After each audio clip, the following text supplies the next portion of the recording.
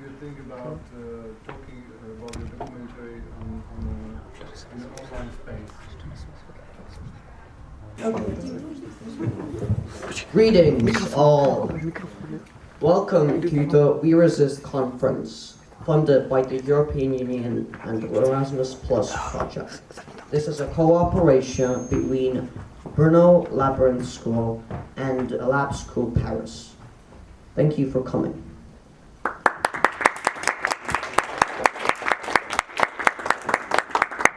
Through connecting our cultures, our outcome will include 2 documentaries, a research paper, and a collection of songs. One of the documentaries will be about sustainable agriculture in the Parisian area. And the second one will be about change in the Czech Republic coming with the rise of global warming. Our key speaker today will be Lucia Smolkova. She is one of the hundreds of young people from around the world who received a green ticket to the first UN Youth Summit in New York in autumn 2019.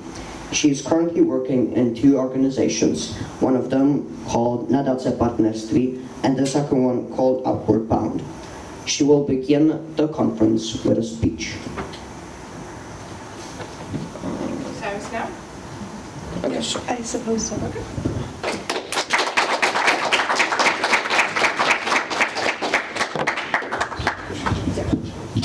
Thank you very much for the adaptability to change the introduction.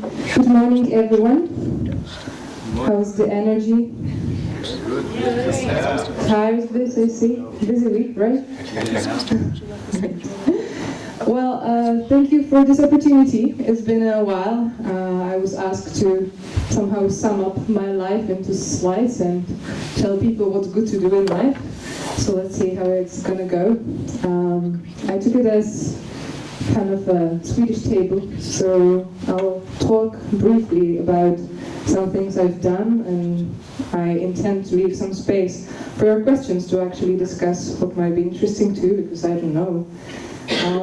And along the way I learned a few lessons, so the ones that now stick with me I'm going to share. But before I start, is there something you would like to know about me before I get into the cool stuffs and projects I did? Give me 3 questions. What would you like to know about me as a human being? What sports did you do? What sports? Ooh, I love sports. I do a lot of sports. My most favorite one is cross-country skiing. I used to do also things like baseball and archery, fencing, cycling. I do a lot of cycling. Yeah, thanks. Where's your current residence? Like, where are you living right now? Or generally, just like, is it in a city? So, planet Earth, Europe, Czech Republic. I live 20 minutes from here. It's actually, how do you say it? It's like a garden colony, and I live in a tiny house. Yeah. It's a very cool place. A lot of trees around. Okay, last question.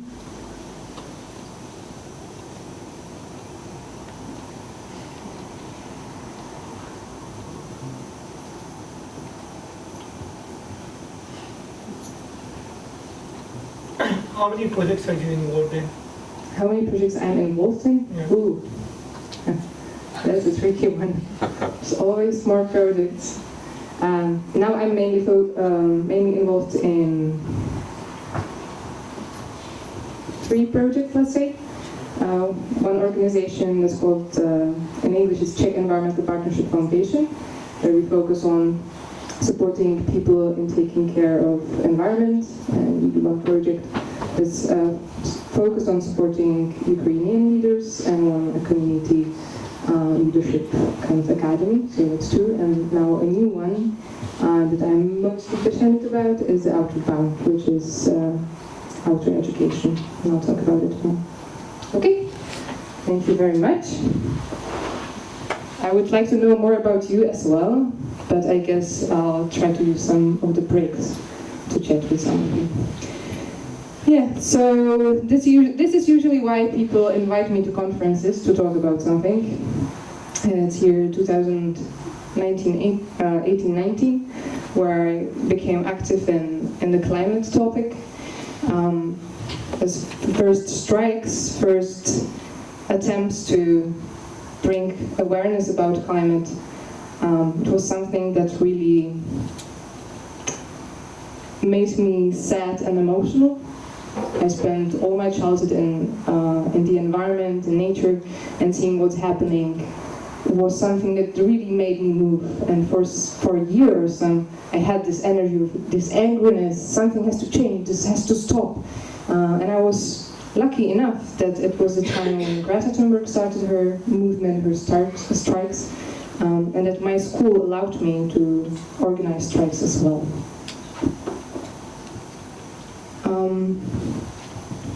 It was after 5 or 6 strikes, I became one of the media spokesperson, and I was invited to the UN Climate Summit.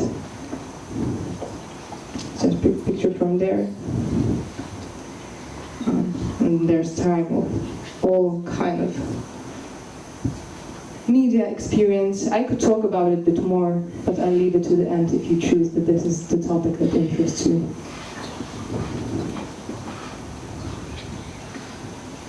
First thing, a takeaway from my experience, it's go abroad, which you are already doing, but go there to live there for a bit and get to know the place and get to know yourself in a different setting, in a different culture. And before actually my climate activist era chapter of life, I studied in the US on high school. It was a pretty cool experience. I also worked there, babysitted, and I experienced a hurricane. So one of the first real climate change effects. And there it kind of started the eager to do something about climate. We have US very often as where we look for inspiration, where we want to go. I think it's good to go there, but I wouldn't want to live there. The society, the individualism that's there was very challenging for me, and was one of the influences why when I came back, was so eager to do something about climate. Later on, this is 22, I went to another program. There I met with people all around the world. It was focused on community involvement. Also cool stuff that can be talked about. But after a while, 2-3 years, actually on this program, this was a breaking point for me, because I was invited there as the climate activist. But I found that it's no longer something that I have energy for. Because very often it's based on this fight against something. And that takes a lot of energy. At the end, we had a task on the last conference to deliver an emotional motivation speech about how we want to change the world and how we are the leader that's going to do it. And I nearly failed it. I couldn't.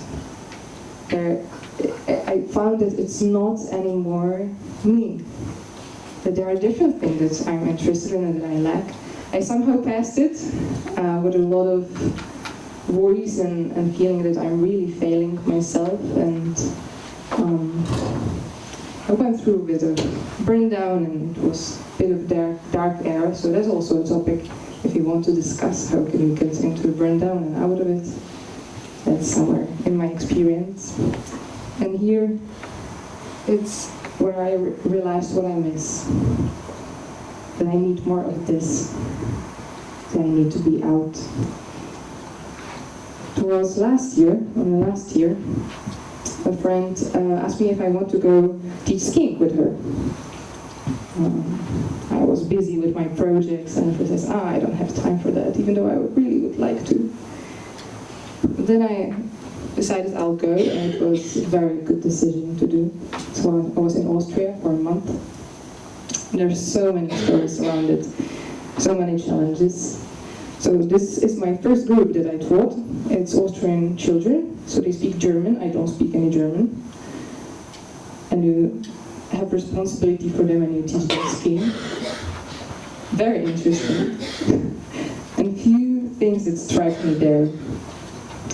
You are with a group in a space that's cold, they get tired, they sometimes suck. It's not easy for them to learn. But then, when it gets very real, we had one kid that went off the slope, and now everyone stops and goes to help him, and get back and we reflect and say how we're gonna work. In a week, this bunch of kids were so much more able to work together and see that they can help someone. And I also saw so much more happiness in just being outside.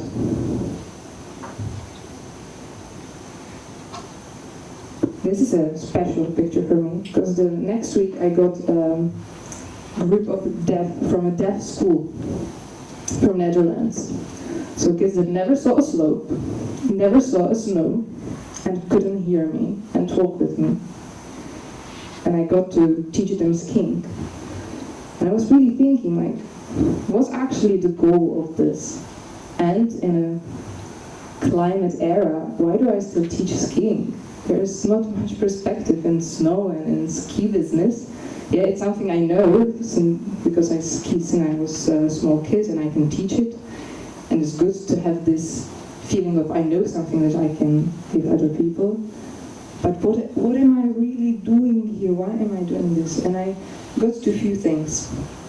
What was important to me is part of the physical, that it's good to be outside and get better coordination of your body and so on, was about when the group gets through hard things that are real, it brings the sense of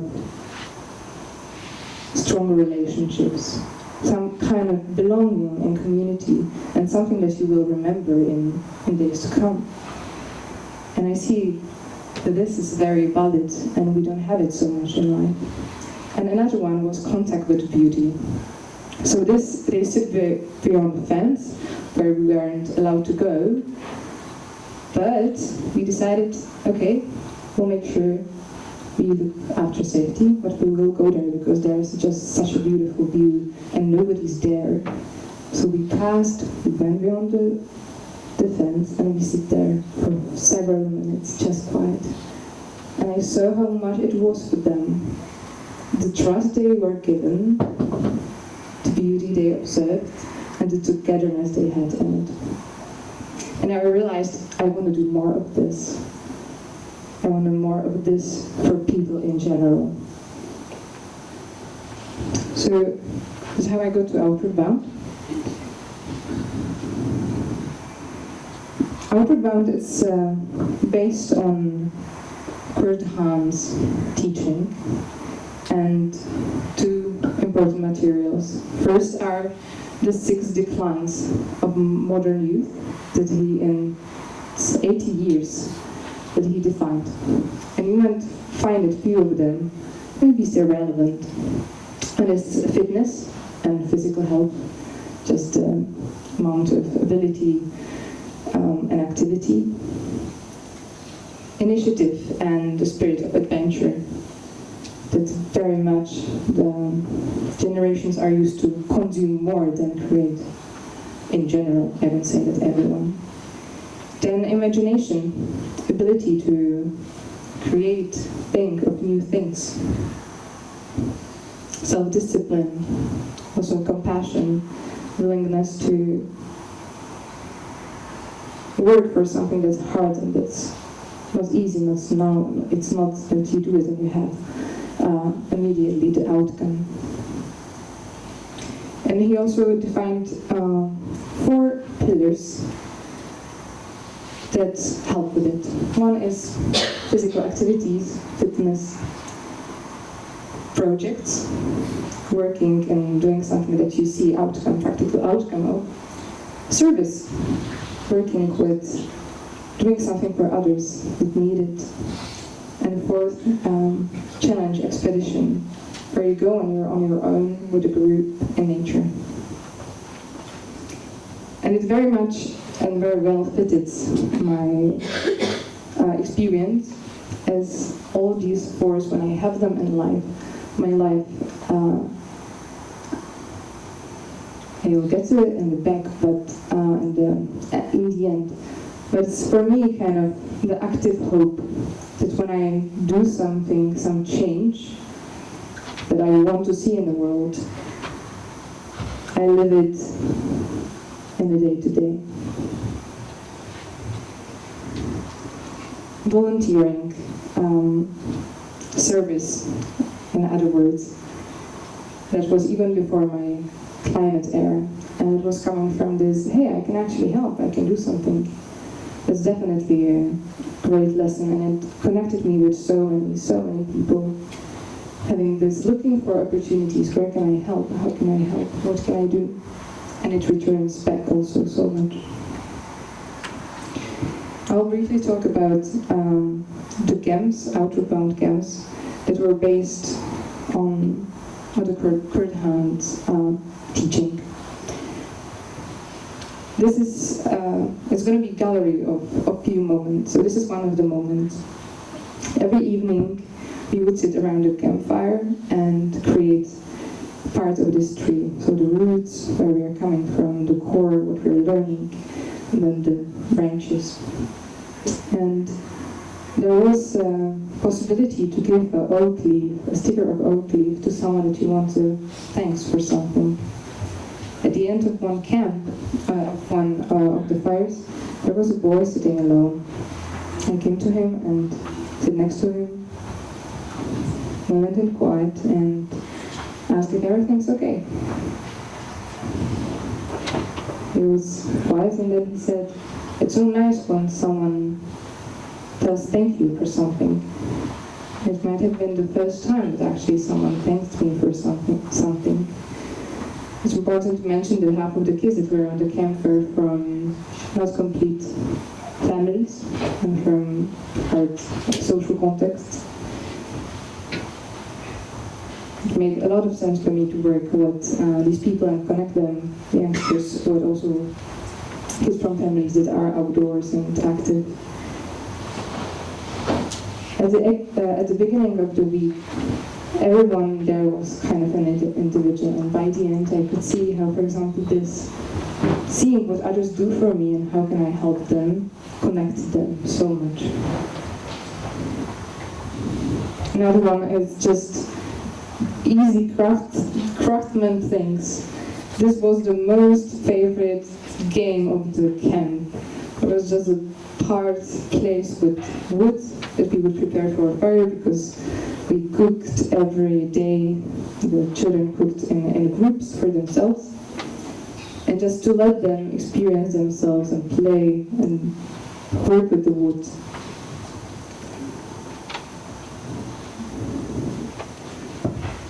Archery. At the beginning of the day, started with the first one, and at the end they had this like paper they saw where they got the arrows, and at the end they shoot it at the same one, and every day there was a training. And for many of them it was hard to stick with something even for the week and really do it daily, but then they could see the progress, which was very supportive. And back to service work. Part of the camp was that they went to neighboring villages to offer help. For many of them it was the first time going somewhere and offering, hey, how can I help? What can I do for you? And there were so many beautiful stories coming from there. So many. Yeah. So this is one of the projects, something where we could possibly meet. We do expeditions for schools, that are focused on the school climate, on expedition abilities, but also on understanding each other more through the differences. So we have these cards of different type of personalities that we work with to get people to understand the differences and where they can meet. We're going to be doing winter expeditions as well. I'm getting to the end. There are just a few thoughts. One of the projects I mentioned, we work with Ukraine. I was visiting there actually in autumn last year. We had a workshop with the local mayor and businesses and NGOs on a winter plan. And it was a success story, and we kind of looked into what was the role of different players and what has to happen for the project to be successful and how it can be replicated to other places. And again I see how is it important to connect people and stakeholders and create this, you do this, I do that, we meet, we can talk, we can build some trust. And without this, it's impossible. And there are not so many examples of this, but they are there. And it's very important to spread them. So this is the project. If you want, we can go more in detail with it. This is the second project, again about communities, where we get together people from Czech Republic that are doing community projects that are focused on taking care of the environment. And especially here I see how important it is for their regeneration of energy to meet people that do the same and work on the same.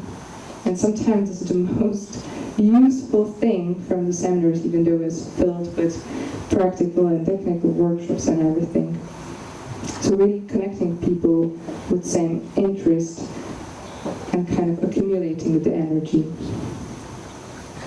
Another one, very important, connecting generations, and especially over shared project that is not just talking, but actually working on something practical.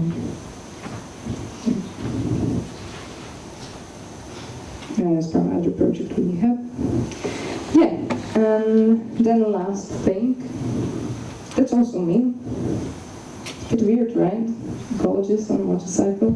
And this is the first time I'm publicly talking about it, so it feels a bit, ooh, what am I doing? But there comes also an important lesson for me from this. My partner, he's a motorcyclist, he does a lot of it. So at first it was a choice to be able to spend time with him. And I had a lot of, well, not very good thoughts of people that ride motorcycles. But I tried to have an open mind, and I actually found several things that we have in common. What do you think we as people that care about the environment can have in common? What values can we share with people that ride motorcycles? Some ideas?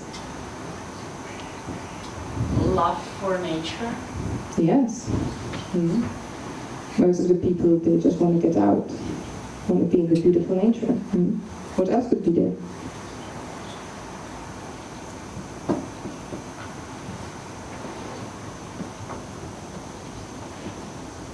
Well, like drive in the sense that like people are driven to fight the environment, or similar kind of personality to people who go on long motorcycle rides and by themselves and are independent in a way, on long trips by themselves. Yes, freedom, self-reliability. Let's have one more if you can find. You don't like cars? Yes, it's true. Not all of this. Yeah, I found actually so many of the people, they love nature, just in a different way, and it's interesting to talk with them. Okay, you use the nature, but how can you support it as well so you have it for your next ride? There's the self-reliability and freedom, where we meet a lot. the people that are usually able to work on the bike, fix it, they are very handy and able to work.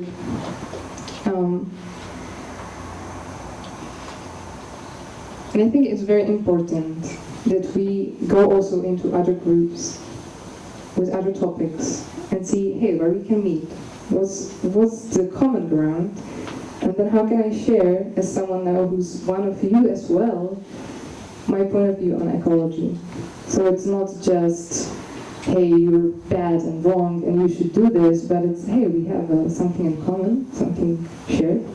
And then there's also part of me, the ecological heart and mind, that I want to offer some point of view from. And I won't lie, it's a struggle. Some of the people from the motorcycling groups are shocked. Well, why do I do that? And that is some kind of conflict. And in me, it is still a bit of conflict, but there comes, from the conflict I see, very often there comes interesting talks that are moving both of the groups. We went for a race in Romania, and then we went back to Czech, and we even visited in Slovakia a coal village. That was super interesting to meet those people and actually find that I'm more feeling guilty of my writing than those people. They are very welcoming and interested. But on the other hand, connected to the self-reliability and so on, we live in a tiny house. We have our own water. We have a compostable toilet and so on. And I know more people from this motorcycle groups that are thinking, hey, how can I get sourced? How can I be really more self-sustainable? Last, what I found, and it's not striking, it's always about relationships, and mostly about relationships. If you want to be self-sustainable and have energy and have support, don't forget about the close people you have. This is my brother, we are on West Highland Way. I have a great brother, I enjoy very much spending time with him. And one thought that he was always giving me is, you know what's mostly important in being able to do things? It's not time, but it's energy. Because if you don't have energy, you can have as much time as you want, but you won't be able to do anything with it.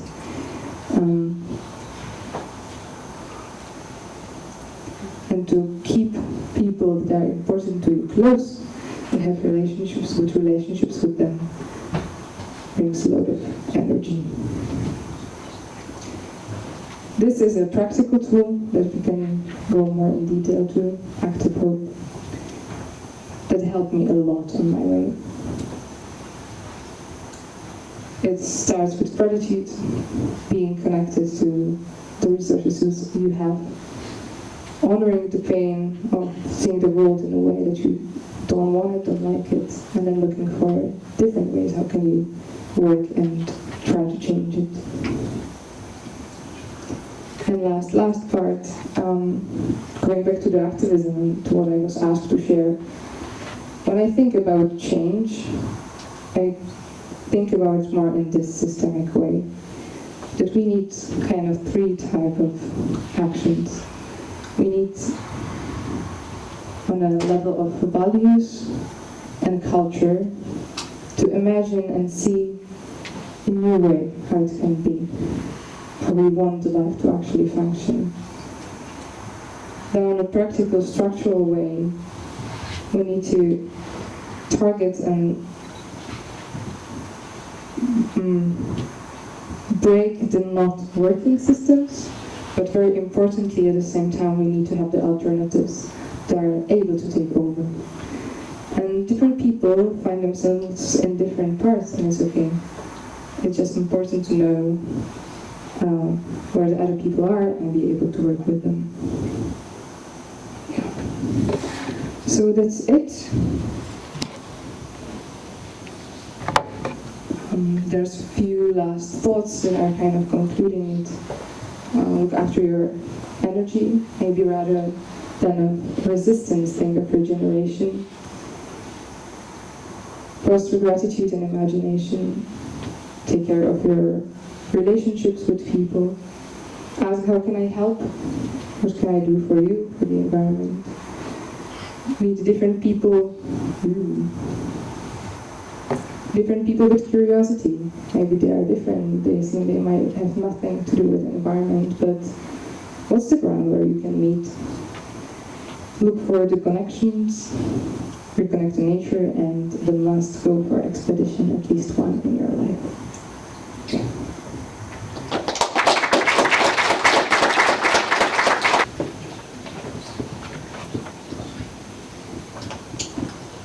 You gave examples of like the full things we should do to combat the faults of modern youth, and how, do you have any examples of concrete ways we could incorporate those into our lives? Or like how can we, what steps can we take to do that in a way? Okay, to combat the decline? Yeah. I would go back to Kurt Hahn, kind of.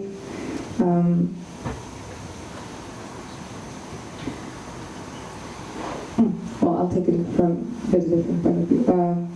I think the first is get to know yourself and experience yourself in different contexts. Go abroad, work on different projects, and get more of this awareness and experience from real life. Social media is okay, a lot of inspiration and so on, but make sure do you have quality time with yourself. Then be active, be out, physically take care of your body. We're not just our mind, we really need the whole body for us to function. Connect with other people, work with them on real projects, and look for ways how we can practically help and in a small bits create the world that you're longing for. And before. I guess we could think of more together. What motorbike do you have? I have a Honda 250 already. Sierra. And do you like it? You want some bigger? No, it's a good one. Yeah, it's for traveling, a bit of dirt riding. You need a lot of balance. It's not a how is it? Road bike. Yeah, so you can carry a lot of gear on it as well. But I had to work out to be able to put it up when it falls. If it would be a bit lighter, it would be nice.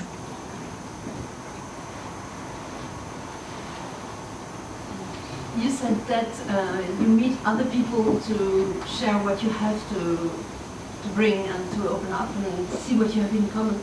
Did you see any awareness coming from these motorcycle people? Any change that you could bring in their way of thinking or reflecting? So me involving, influencing them? Yeah. Well, so for example, at the race that we were part of, it's small things, but there was food and beer every evening, and everyone would use a single-use cup. I hate that so much. But I started with myself, so I took a cup, wrote my name on it, and used it again and again. And people came like, why do you do it? It's weird. And we started to talk. And by the end, almost half, or at least the people that were sitting with me around the table, started doing the same. Yeah. And then we talk about, with the organizers, about things like this. Because when it comes to material use, motorcycle industry, it's well crazy. Yeah. Yeah, and with some of the people we also talked about what can they be giving back when they go through the country. Also, what businesses they choose to support, where do they stay, if they know some local farmers they can visit and support in some way. Yeah.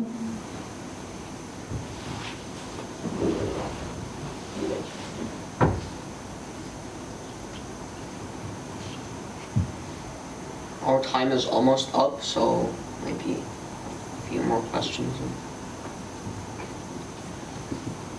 Yeah, it's Friday and it's been long.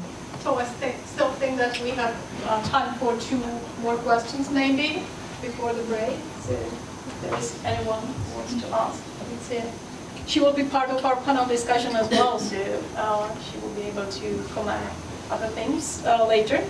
But if you still feel that you want to ask a question, feel free to do that.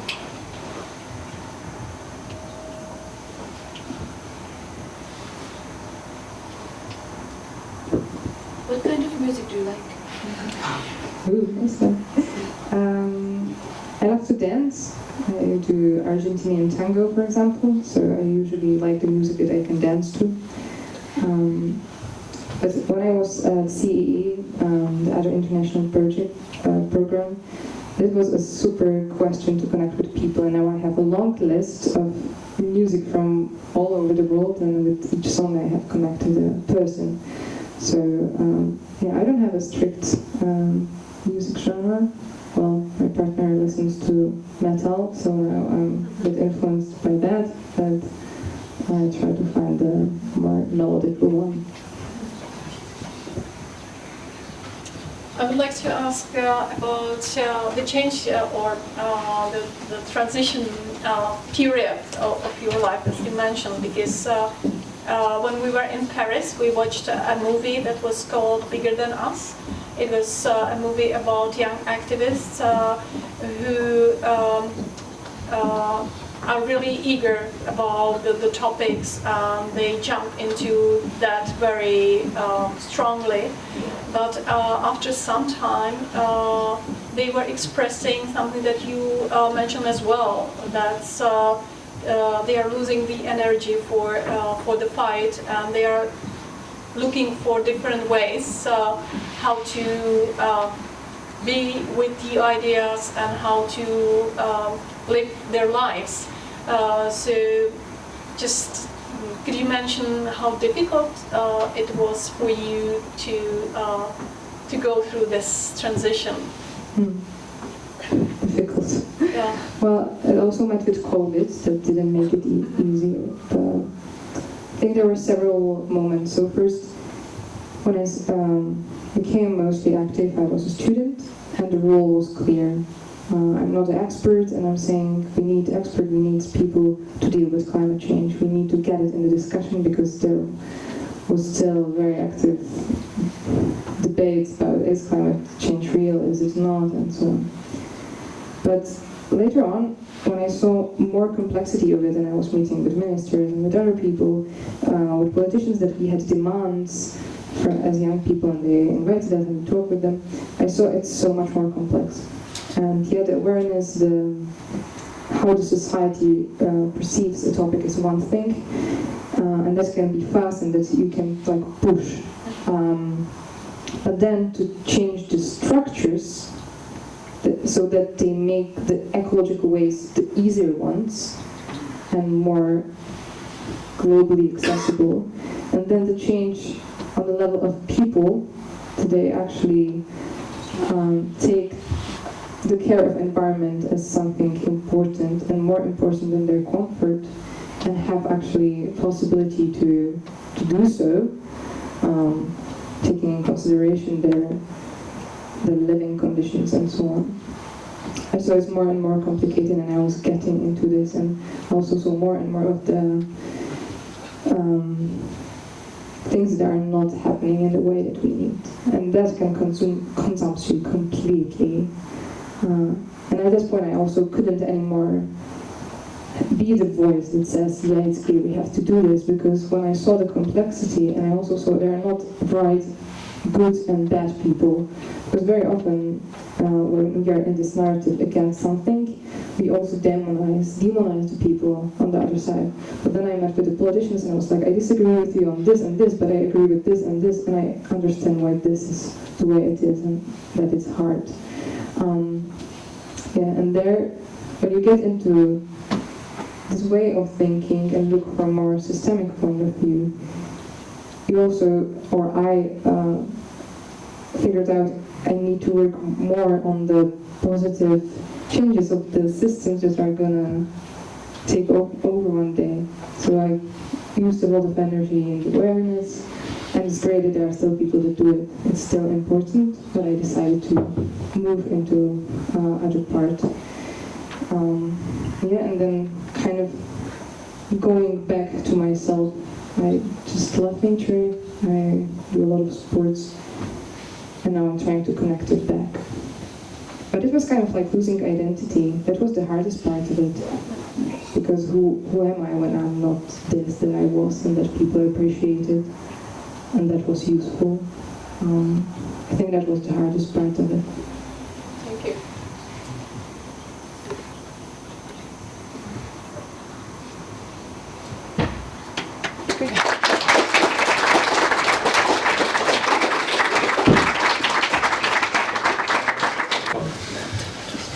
Now we will have a panel discussion here. Our panelists are Lucia Smolková,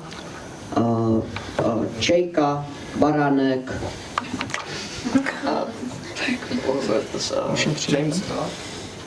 James Clark and Benjamin Grégoire. You skipped my first name. Sorry. So, coming up, question number 1.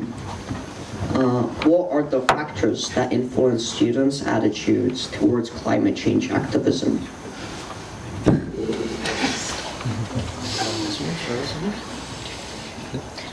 So I think this is directed at anyone who wants to start.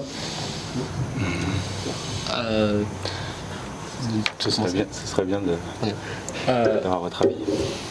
Well, as a student, I think that we can all say that many different factors affect our attitudes towards climate change activism, and as with many other kinds of attitudes, they're formed by our social upbringing, our socioeconomic conditions, the people around us, the media we consume, and I think, while it is interesting to consider all the different kinds of things that influence these attitudes, to actually make this into a productive question, we could ask, how can we use these different factors to affect the attitudes of students towards climate change for the better? And I think as a community here we can discuss that. Yeah. I think as a teacher we can sometimes try to sensibilize the students about those questions, but you never know who's going to be sensitive to that to climate change question.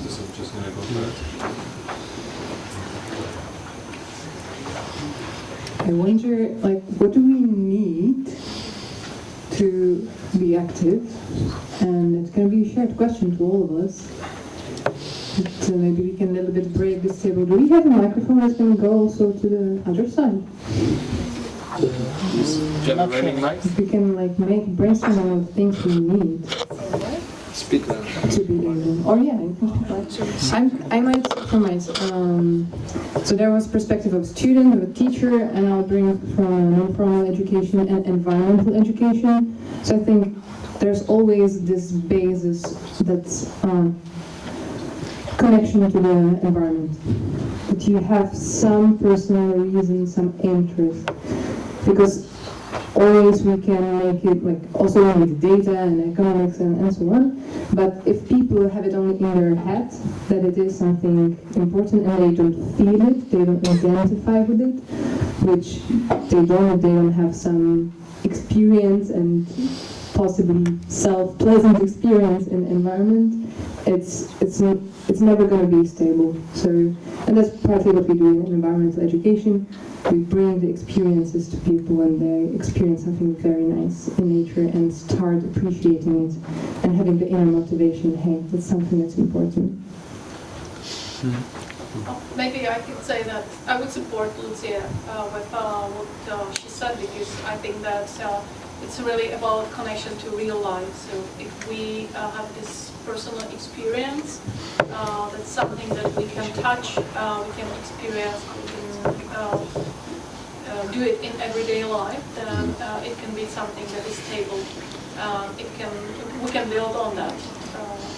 So that's something that we try to do in our school as well, because if the students can try it, can experience it, then we feel that it could have this impact on the students. Maybe part of it is also because climate change is global and it hits in different parts differently.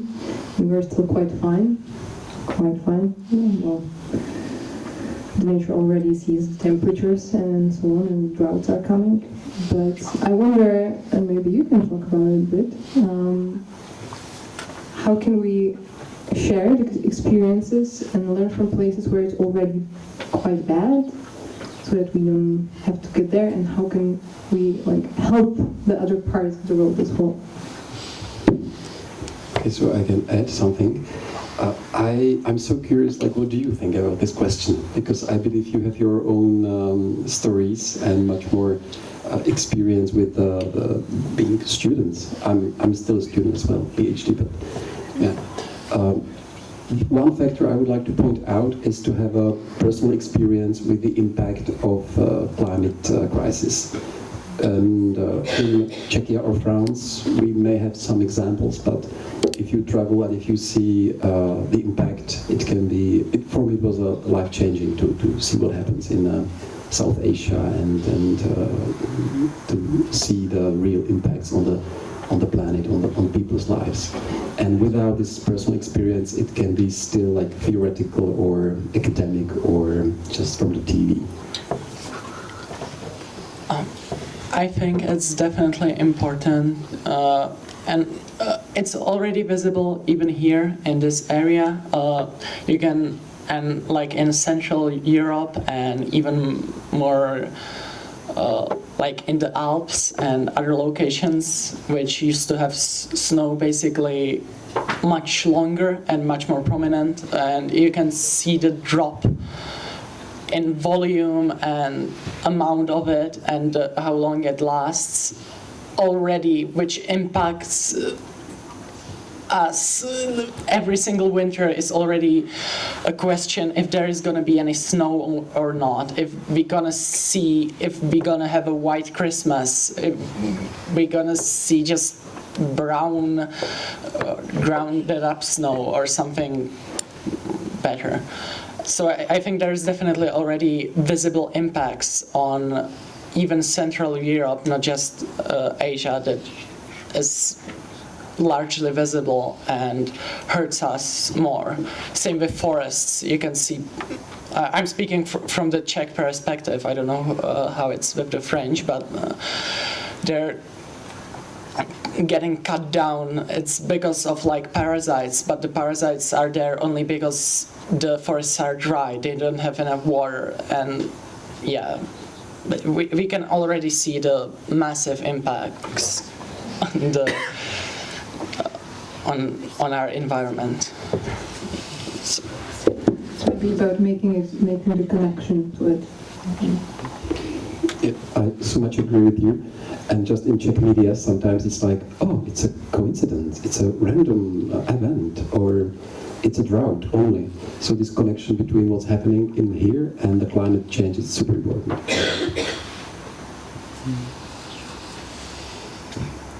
Thank you so much. Maybe I have one more tiny thing to add. Oh yeah, of course. I think, or I see, we discuss it a lot at work, that the involvement very often comes down to have specific ways to do something that matters. If you only see the large climate change and anything you do, you see it's like a drop in the ocean, it's not helping. So I think the involvement, and also it comes down to me, my experience is about seeing ways, how can I help? And for that, I think very often we should keep the awareness, okay, climate change, connection to climate change, but then look more local and start from where I am already, what do I live, how do I live, with what people, with what groups, and how can I start small changes there. Well, expanding on what you just said about students needing to feel like they can do something about it, affecting the attitude. I think that is one of the big factors that affects attitude is do they feel they can do anything about it? Because in a globalized world media, we see all these terrible things happening due to climate change all around the world. But because we are constantly shown the most extreme cases of it all around the world, in places where we can't really do anything about it, I think that tends to paralyze a lot of young youth into not feeling like they can actually do anything to help. But one of the ways we can help with that is promoting more local efforts that students can actually participate in and can actually feel like they're making a difference and can help in a way, and that will help them grow as people, but also, yeah. Thank you so much. Discussion question 2 is, how is the perception of the climate change crisis changing across generations? More specifically, what differences do you see in how younger and older generations approach climate change? How do personal experience with the effects of climate change shape people's views? And is there more generational conflict or mutual inspiration in addressing climate issues? Okay, one thing is, I think the younger generation, one of the differences is the younger generation can clearly see the difference and the consequences of humanity's actions around them. That's all the generations couldn't see some years before. Yes, I mean, I feel that we are, the people, these students, us here, we are kind of on the edge generation, in which we're really starting to see the beginnings of the accelerating effect of global warming, in that in our lifetimes we have seen the world change in a way that other generations in the future may not see, as the world will already be in a worse, we don't know for sure because we are trying to act, but in the future there may be generations that see the world in a worse state than it is now and may not feel that same drive to help and fight because they didn't see the world as it was before. But yeah.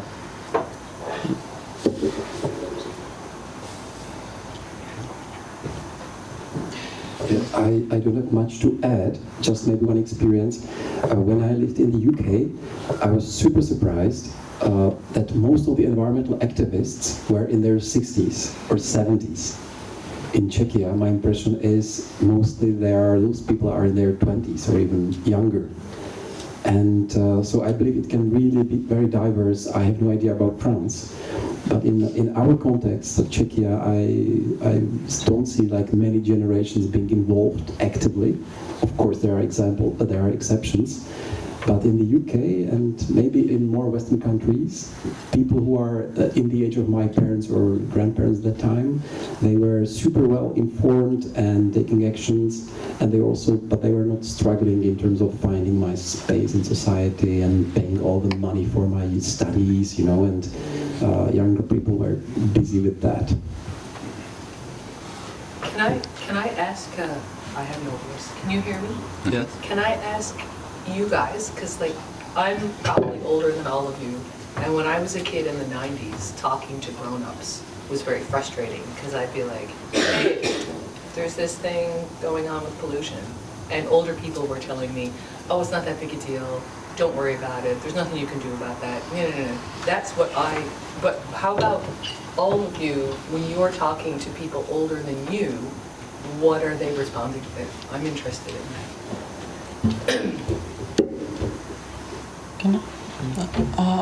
I think it again depends from person to person. You can meet someone who is really open to new ideas and still willing to make changes in their life and help the cause of the planet. But you can also meet people who are just not as open anymore or never were, and it won't really change anything. It's returning to for a specific question on the slide behind me about the conflict or mutual acceptance and trying to work together. I think again there's always gonna be people who are against anything that could inconvenience them from their lives, from how they're living, even though it would have a larger, better impact if they changed. But there will always be people in every single generation that are willing to do everything to help the future of this planet. In kind of a similar point, but you mentioned that they told you that it was not a big deal, or you can't do anything about it, because at that point the effects of climate change weren't as well understood or heard about. But I think that those same people now, when we interact with them, most of them kind of understood the climate change is a thing. So they're not telling us that we can't do anything about it, but they're also not doing anything themselves because they are used to that way of life and they are not going to change. But that leaves the door open for us younger generations to act, because we were never told that we can't do anything about it. On the other hand, we were kind of told that it's our job to fix in a way, even if it's kind of unfair. But at least that means we can do something about it, really. And I would like to add, I heard a lot of people from the older generation having faith in science finding solutions. I don't think the younger generation feel the same about science finding solution. And I'm just thinking, just from nowadays, we do invent new things like IA, but it's only more pollutions add to the problem. And I think there is a disconnection between generation about this point, science being the solution of the problem. Or not being the only solution. I would sign it. Yeah, I wouldn't rely on the science only, but it has to play, or I think it has to play. And sometimes I think if we would put all of our knowledge and resources and all the human creativity to making it work on the planet sustainably, where we would be, but we're not putting it there at all. It's still about economical growth and other goals. I can share to the question only from my experience. So for a little bit of context, voluntarily work, I'm working since I've been 14 or 15. I'm usually working with people that were 10 plus years older than me.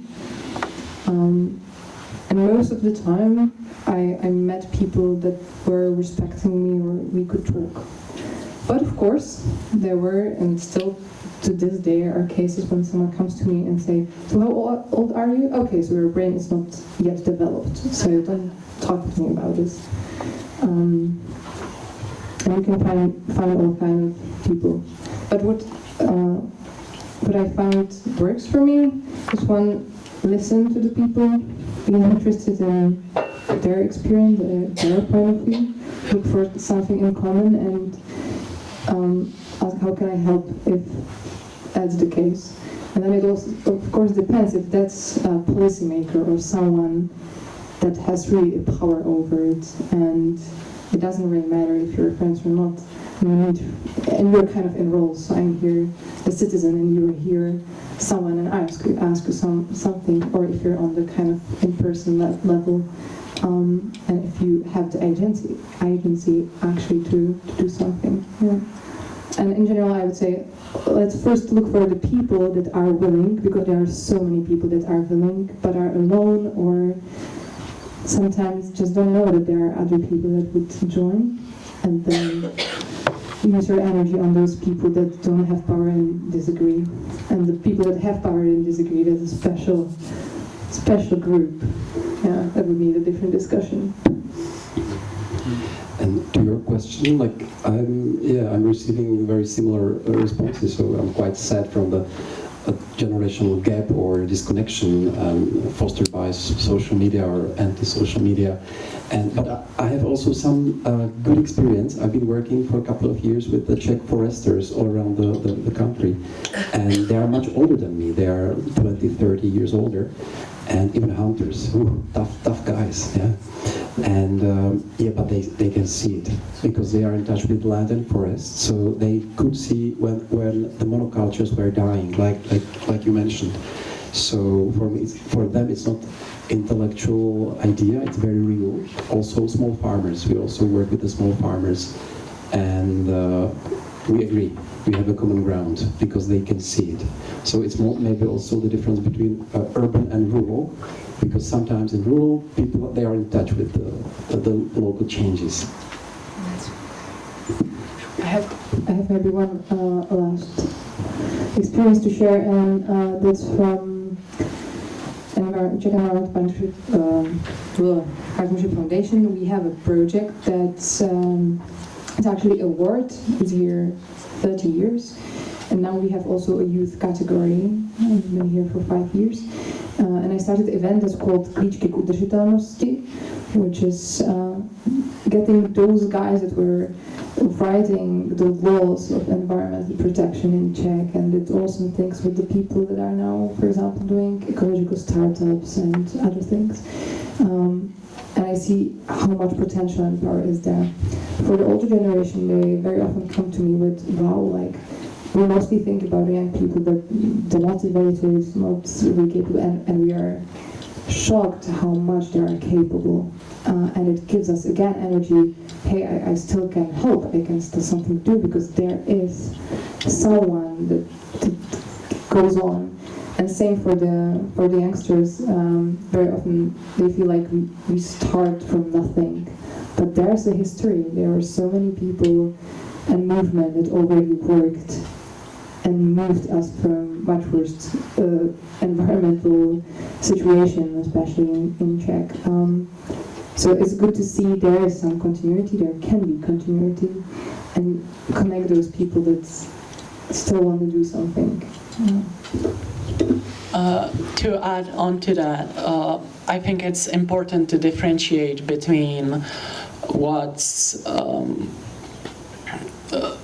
about basically what's fear-mongering and what's not enough information, because I think both of these problems appear across society and mainly around climate change, because there's a lot of misinformation, there's a lot of just not enough information and spreading of the word about climate change, but there is also fear-mongering and exactly the kind of everything is pointless, it's already done, we messed up and now it's over and we're all gonna die. But there's also like a good book about this kind of like approach to the world and the issues is Factfulness. I recommend that. But yeah, there's definitely like two sides of the problem, with like people feeling hopeless and people not realizing how big the problem is, because it has to meet somewhere in the middle. It's always nice to not sugarcoat the situation, but also to not make it look like it's over, like it's just done. Is this the book? Yeah.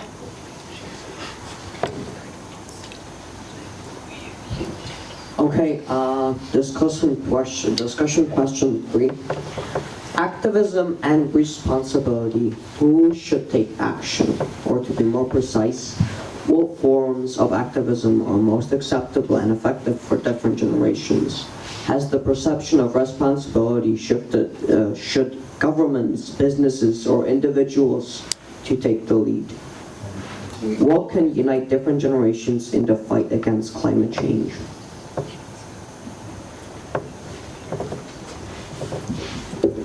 Well, I think maybe the obvious answer is that everyone should take action, really. But individuals need to take action not only because it is individuals that will help local communities become more sustainable, but it is as a whole in terms of societies, at the level of societies and countries, governments need to be the ones enforcing the kind of changes that will help make the world greener as a whole. And also furthermore, in our capitalist society, these regulations need to be imposed on companies that will always be putting profits over sustainability as a general rule.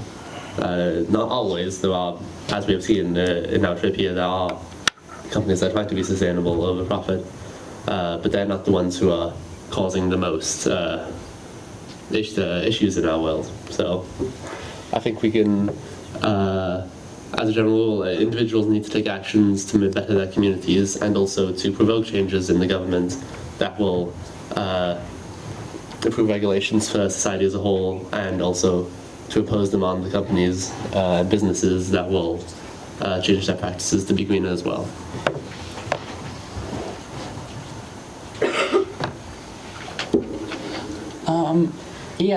To add on to that, I totally agree with the base that everyone, because we live in a society, right, and everything influences everything, and I think mainly these three factors, which is the people, the companies, and the governments, all influence each other now more than ever. If people are not going to do anything, the companies are not going to change because they don't care, they just want the money. And if the companies are not going to change, the government won't care as well, because that's just how the government is. So, yeah, definitely. So I think it's definitely important that we start from the bottom. We do the little things until slowly everyone comes with the change that's important. Yeah. I would add that I think it has to meet from both sides. And of course, we could go for data in these questions, like see the emissions of Czech Republic. The biggest part is from energy, then there's, I don't know what's the second, but the third is travel, industrial processes, and so on. So when it comes to getting down the levels of CO2, well, we need policies, we need businesses, we need also science to look for alternatives, because now, as long as we have economical system as we have, the companies still need to be able to make some profit. But then we can also look a bit bigger scope, which is like when we need to get down the emissions, and the other one we need to strengthen the ecosystems and support them in their regeneration. Yeah, so, like, we can go to data, but yeah, so I have 2 points to make, and I like the idea that everybody should take an action, and I consider that to be very important also on my level, like what I do at home, how I deal with the garbage, with my green traveling, so I can take train, and there are so many things that are important, and I value it, but some people say that it was Margaret Thatcher in the 80s. She really made a thing from commenting one park in London that, you see, our citizens are just not taking enough responsibility. And from that on, somehow happened that the burden is put on people like us, like individuals, and not on the big players. So just imagine that if we decide to take an action like we who are here, and what if someone who's managing this technological park suggests something? There's a huge difference in impact. What if someone from the municipality comes up with something? Much bigger impact. What if someone in the parliament, or like CEOs? So I really would like not to put the burden on us only, but also on the structures that are much more powerful.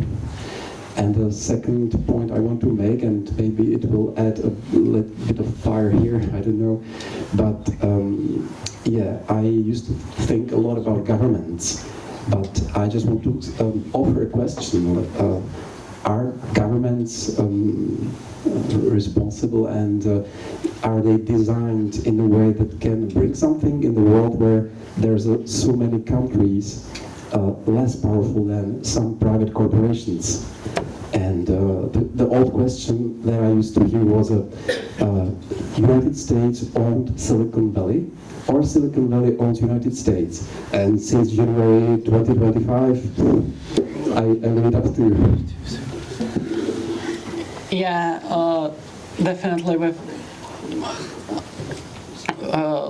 what's happening currently in the US, it's definitely noticeable how the corporations more than ever have control over even the government itself. And I mean, there's definitely and with like the people, I don't think anyone wants us to do everything, like us as the base society, but we need to push the specific corporations to do the big changes. Same with the governments. That's why things like protests and just stopping the corporate greed from consuming our planet is important, and why. But again, the corporations have to be willing to change, or we have to somewhat force them to do so. Because if we don't, they're not gonna do anything. Yeah, you said it all. Boycott seems to be the most efficient way to change the things. But as you said, I think even if we boycott big companies and things don't change, we don't have to feel too much guilty. And I feel like a young generation feels very guilty about their habits and feel powerless to change the situation. And that's not about only you, I would like to say. Just a small addition. I think that we talk about influencing corporations to make changes and governments to make changes instead of individuals, but I think it may be interesting to remember that all governments are just made up of individuals, and corporations are just made up of individuals. And when we say it's all in people's individual responsibilities, it is proportional to the amount of power you have. So it is everyone's responsibility to improve the climate, but for people with more power, it is even more so their responsibility to take those steps. And it seems that in most cases it is up to us to push the people in positions of power into making the changes that need to happen. Or becoming one of them. Yeah. Actually, that's something I see, like some of my friends and many of the people who started as activists are now going into local governments or are starting local businesses. And I see how much, well, they struggle, because there definitely comes the intergenerational clash and sometimes very different motivations why to be in these roles. But that's definitely one of the ways that we really need, that people who think of the society and want the good for the society are in the government and look for ways how to make it work, and the same for businesses and so on. And if that's possible with large corporations, I don't know, maybe we also need to change that. But yeah, and I'll have a small point to the last thing. It's not something that's going to save it, but at least in Czech, and it's also what the social researchers show, the Czech population has connection to nature quite well. People like nature, like to have it nice, and there's definitely, I see potential there for generations to meet. Definitely some support, but yeah. Could I add something? I think I definitely agree with you on the smaller scale, and then I'd also agree with you that on the large scale, the very high, massive companies, it's almost impossible for for individuals to actually make a change, because even if they had that position, they would only get to keep it if they kept on aligning with what, as you said, would make the money. And I think in that case, if it was only businesses, governments and individuals, the responsibility would have to fall on individuals. I think that question leaves out the fact that individuals can also organise, form things like NGOs or smaller communities, in which case the responsibility is lifted from the people themselves and put onto this other organisation, and then therefore they can spread it out, and then everybody can focus on what they do best, and then it also pulls back a bit of the burden, given it also rests on the shoulders of everybody else. That's a very good point. Yeah, and it reminds me of Fakta, there's a map, because there are many more players that actually we have in this game, and it's also the education system, it's also the banks, it's also the science, and so on. So, yeah. And I feel we have to question the fact that having more responsibilities and gaining power can make you change your perspective too. You can start as maybe an activist, ecological activist, and gaining more status and power, and that can affect to your perspectives. And we got to be aware of this. And I feel important mechanism is to not completely get away from the reality. I wonder what would happen if the people that are making the laws and the companies would go down the chain and see what's happening on the ground and have the human experience of it. And I feel this is tiny bit changing with the younger generation. At least colleagues that, for example, work with me in Fridays for Future, now when they're in political parties, I see they still keep a lot of contact with NGOs and movements, and are trying to keep the awareness of what's happening. I'm so sorry, in order to keep us on schedule, we'll need to move on to question 5, if that's all right. 4. Question 4. The role of media and social networks in shaping sustainability awareness.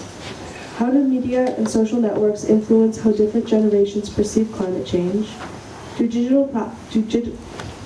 digital platforms deepen generational divides, or do they foster mutual understanding? How do different generations consume and share information, and how does this impact their attitudes?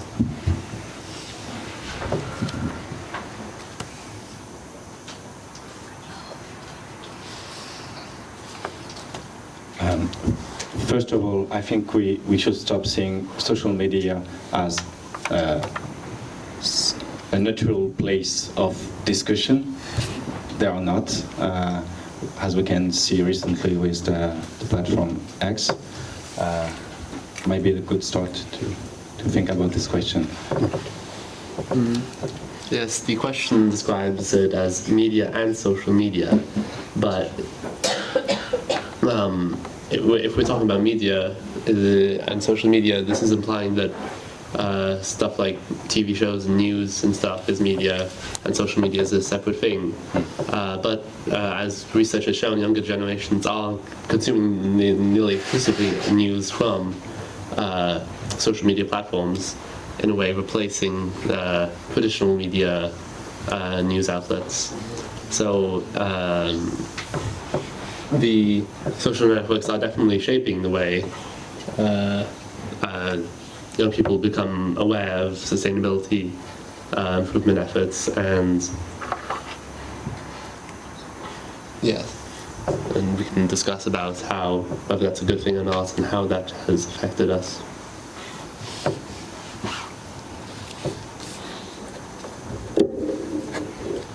There is definitely a discussion to be made about the impact of platforms like TikTok or X, Twitter, which influence how and what information gets shared and pushed to the millions, because we live in a global world, and problem with these social medias, which is a much bigger thing, it's the sort of algorithmization of of media and pushing what people want to see, or alternatively something to form engagement with them, or like influence emotions. Also the fact that most social medias are owned again by corporations, and they can influence the algorithm for their own betterment. We could see that very clearly with platforms like X, which are used more by what I noticed, people above in their adulthood. My dad uses Twitter, or used, and we could see the change in algorithms and the change in what is pushed as information to the masses after Elon Musk bought it, obviously. And yeah, I think there is definitely a question in the difference between them and between like traditional news, which definitely also face these problems. So if anyone wants to expand on that. Well, social media is such a not a black and white issue. It is a very grey area, because there's never been a time in history in which sharing information with people all around the world, it's never been easier. To imagine that if you told someone not even 50 years ago that anyone in the world could upload a full-color video to billions of people around the world could possibly see, that would be nearly unimaginable. And so it is an extremely important tool for promoting sustainability awareness. But as we've seen, it does face the same issues that traditional media does, in that it will always have editors, or the equivalent of editors in traditional media is the algorithms that are controlling what content gets pushed out to these billions of people. And so social media needs to be used to promote social and change and sustainability awareness, because at the moment we don't. There are a few better tools to do this, but there will always be issues with it in the way that it is as it is now.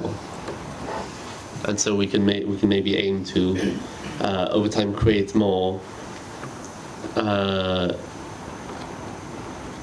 better or healthier social networks that promote content in ways that is not algorithmically designed to profit off of addiction, basically. I feel like the challenge that it gives us, that we need to make more effort to meet with different groups that are not selected into our bubble and algorithms.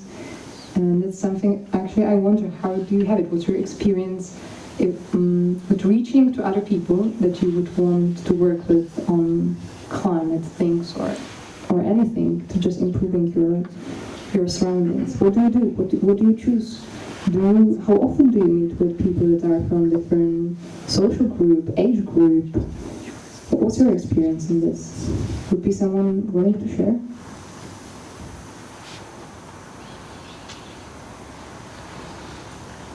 Meeting with other people from other society bubbles, possibly over some cooperation. Can I have a suggestion? I don't, but I know for me personally at least, people who don't have a choice about are the ones that you sometimes get different opinions from. I don't know, like, do any of your families have really big disagreements, but you can't cut them off because they're your relative? Is that a starting point, maybe? Like, at least for two people here. Just a way to help open. Definitely. Family dinners. I would also like to add on to all of this that there is some sort of like social look on the media that could be seen for like tens of years now, ever since like news existed, is that we tend to trust the news we see online more than some opinion from someone, and just like unconditionally like have a bigger trust in them, which is more and more visible as an issue, even not exactly, but with social media such as TikTok, because anyone can post there, anyone can make a professional-esque looking video, and all of a sudden someone can say that they're sending cats from space to destroy humans, but make it sound so believable that like it seems trustable. And it can be anyone. It can be a person in their basement recording that video, and all of a sudden it looks like a news source. They can call it news, and no one's gonna fact check that. No one's gonna click on their profile. They're gonna scroll past, but they're gonna be influenced by such information.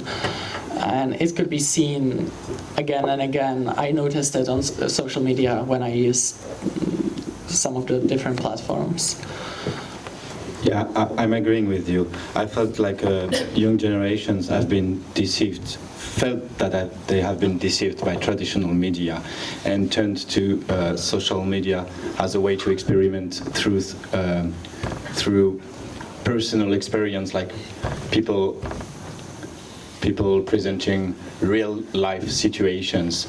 And I think it's important to support like real media that are doing real journalism work, and to restore the link between the populations and the media, traditional media. Well, I think that what we're touching on here is that social media is a tool. It can be used by anyone. It can be used by people, and everyone is using it to support their own agenda. Our agenda here is that we want to promote green development, social awareness, societal change, and we can use it to do that. But it is important to know that many of them are designed and used in ways that are as a tool to promote other messages, political statements of hate,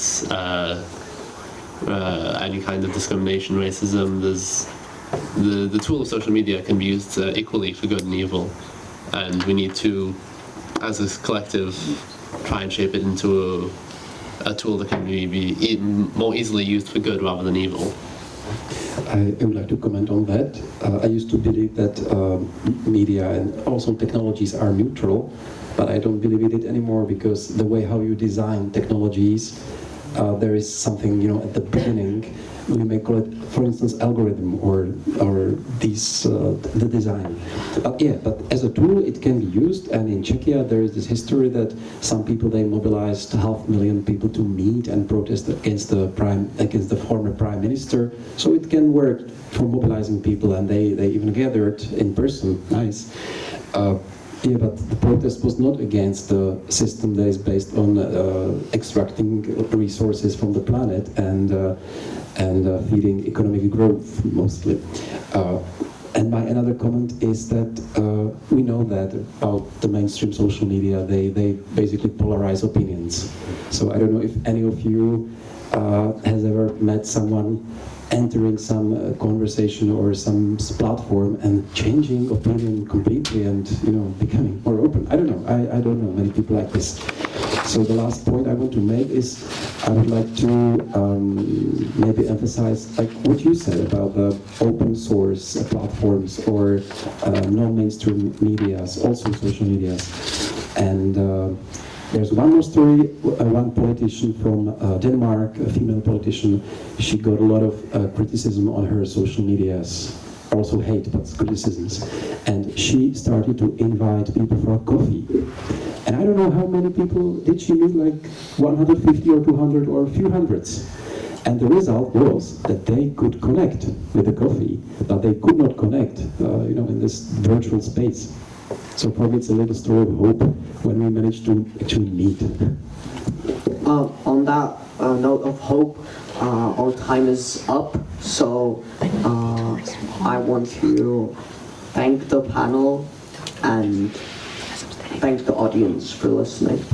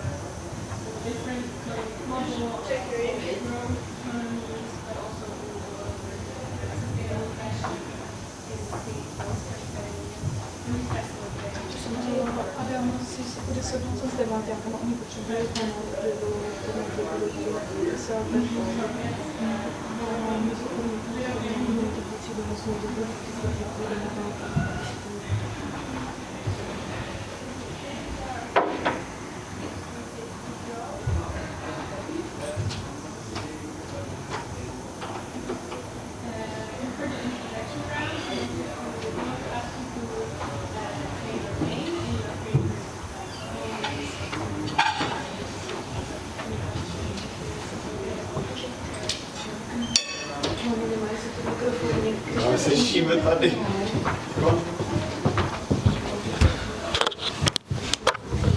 A jo, to nahrává.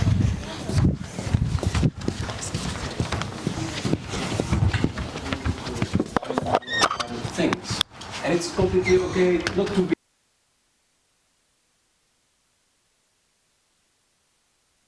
My workshop. So say your name and your like main question or main topic or something that you are like, hey, it's a thing for me.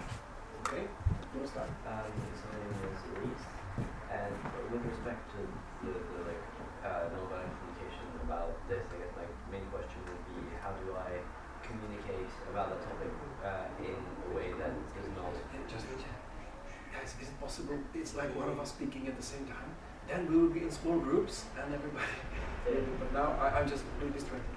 Like to be able to communicate about such an important topic in a way that does not push people away without compromising on my own values and beliefs. Thanks. My name is Nathaniel, and in this workshop just seemed interesting. So my name is Laura, and my question is more, how can we bring generations together for that and have discussions with different generations that have different values and experiences in development? Wow. Yeah, so I'm James, and I guess my question was, how can we, if someone has an opinion, how can we, if we have two opposing opinions, how can one person convince the other person to completely change their opinion? I'm Samuel, and I think what I find interesting would be looking at how people's cultures or their background or whatever impacts, like how we try to communicate with them and how we interpret what they say.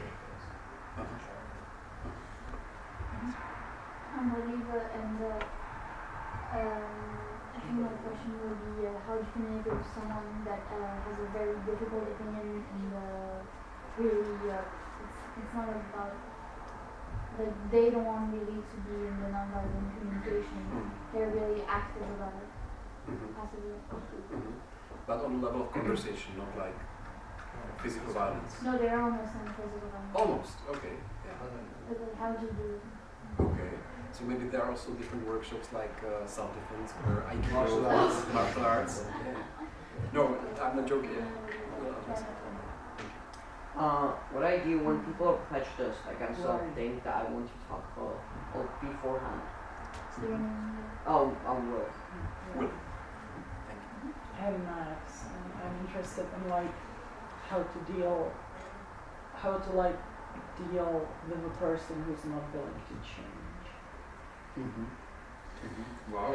It's good. And how do you know if the person is not willing to change? I don't know. It just seems like that. Yeah. Thank you. Okay, so I am Michael, and my question is, what type or how I can like influence the whole world? Yeah, I can tell you in 5 minutes. Yeah. It's like all the countries and all people will like somehow know this information, and this is like the question that I think is pretty needed to think like global. Not local. Thank you. I'm Richard, and my question is how to communicate between the ages. The ages. Yeah. Thanks. My name is Matthias, and I don't really think that I even have a question. My name is Prokop, and I would like to know how to keep your cool and be rational in a heated conversation. Okay, so how to stay cool here when the conversation gets heated. First of all, I don't know how I tell you, so that's my question. Okay. And yeah, now we mean like how you got here or how all of us got to this. No, how I got here on this meeting. I don't know. Okay. Ian, and do you feel like staying or? Yeah, I feel like staying here, but I don't know how I got here. Yeah, so let's give it 2 hours and let's see. Okay, thanks for giving some impulses or inputs or questions. So I have something to share, but maybe before I start, I still invite you to just, let's slow down. Yeah, and by the way, my name is Adam, and I work as a facilitator or mediator of conflicts, or I just like meeting groups and solving some kind of problems. Yeah, so that's it. And I'm not necessarily focused on environmental communication, but I have lots of friends, and I checked with my good friend, so I'm bringing some tips from my friend. He's working on the climate, but it's probably quite useful also for other fields. But before I open and I give you a few things, maybe let's just welcome. Hello. Sorry for the wait. Yeah, welcome. We are just starting. Okay. And we just had a go around of names and what's your topic or question while you are here, if there is any? My topic of question? Yes. I'm just here because I'm interested in this workshop, but I don't know what there is. So. Okay. Not just that. Yeah, perfect. Welcome. So now I give you, let's say 5 minutes, just pair up. You can meet maybe your neighbor or someone sitting next to you. And I believe that most of us had many conversations about difficult topics. Maybe ecology, maybe environment, maybe something political, maybe something completely else. So I invite you to share what, in your opinion, what worked and what did not work. So 5 minutes with your neighbor and just try to, remember. So when I was doing it in person or maybe online, what are the things that work to connect and what are the things that really are not useful? Is it clear? Yes. So 5 minutes. You can also move a bit away if you want. You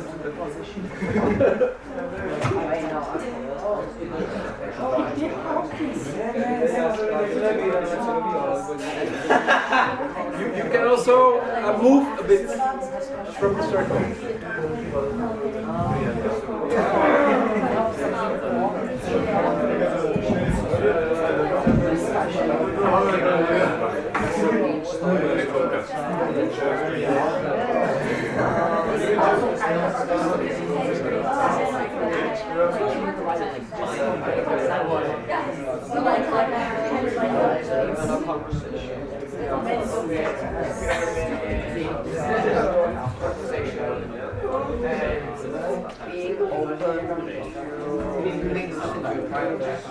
Being open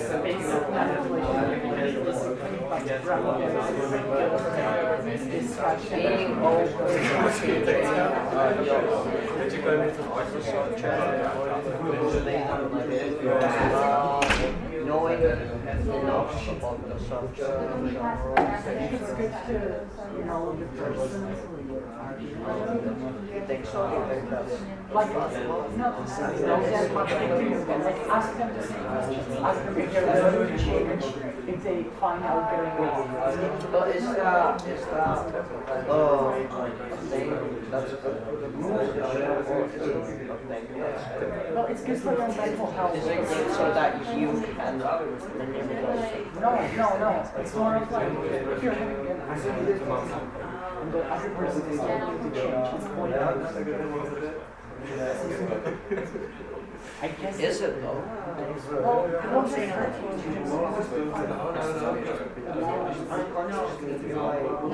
yes, you might influence them into the future and they might realize yes, but again, there's this thing to the point where it's just too much and it's more Well, I think that's part of it. Find a way so that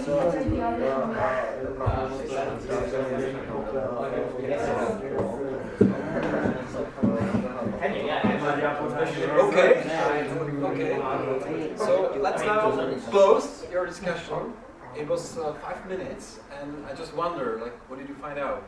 In your opinion, what works and what does the opposite? Just sharing. I think our first thing was asking questions because people love speaking about themselves, so then it gives us an opportunity to open up. So asking questions. So, like in normal arguments, like not putting emotions into it, like having the points like clearly down and. Just sorry, guys. I'm so much not used to have more conversations in one room. So can you just? And I don't mind if you want. Don't want to. Just I want to focus, and then I give space to you. So yeah, not putting emotions into it, and like coming with the idea that you're willing to change if you were wrong. It's a definition of a dialogue, right? That if we are both open to change when it's over, it's a dialogue. Otherwise, not really. Thank you. I think the very needed part of the conversation is for both of the people to be listening to what the other person is saying. So it's really hard to talk with somebody who isn't like trying to understand you and is just like still repeating his point but doesn't take yours into consideration. Yeah. So also the listening, and for listening. And I would like to say that the emotions that Max said that are not needed in the conversation, I think that they are needed. Like, could just give me an example. When I talk to someone whose death that just died, I'm not gonna be like cold and rational in the conversation. Yeah. So the question is like, when would we invite emotions, when not? And maybe we'll have some conclusion in this workshop. Thanks. We had a few points, like similar to what Max said, but not only should you be willing to change, you should make it easy for the other person to be wrong, so not make sure that they'll be made fun of if they're wrong or something. And then we had a few useful things like not doing it in like a public space, like all public, if it's online, a group or whatever, because then the person can be more open. We said something like building a rapport, so like making jokes, but not to the extent of the person, but separately. And then we had one last thing. Separate the argument from the person. Yeah, and then, but of course, don't fall into any fallacies.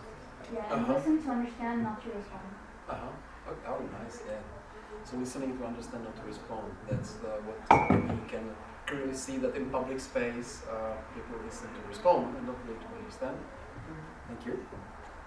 Well, kind of 2 points. A point for just talk in general is that there's a very rare situations where it's helpful to be angry or heated, and if if you have an argument, getting angry doesn't help anyone. It doesn't help you make clear points. It doesn't help the other person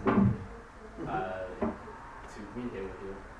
And then as more like not winning arguments, but in more to convince someone of something, you need to. I say things do is ask questions. But often, if you ask questions, it can give the other person an opportunity to explain their point, or make them realize that their point was not backed up by anything.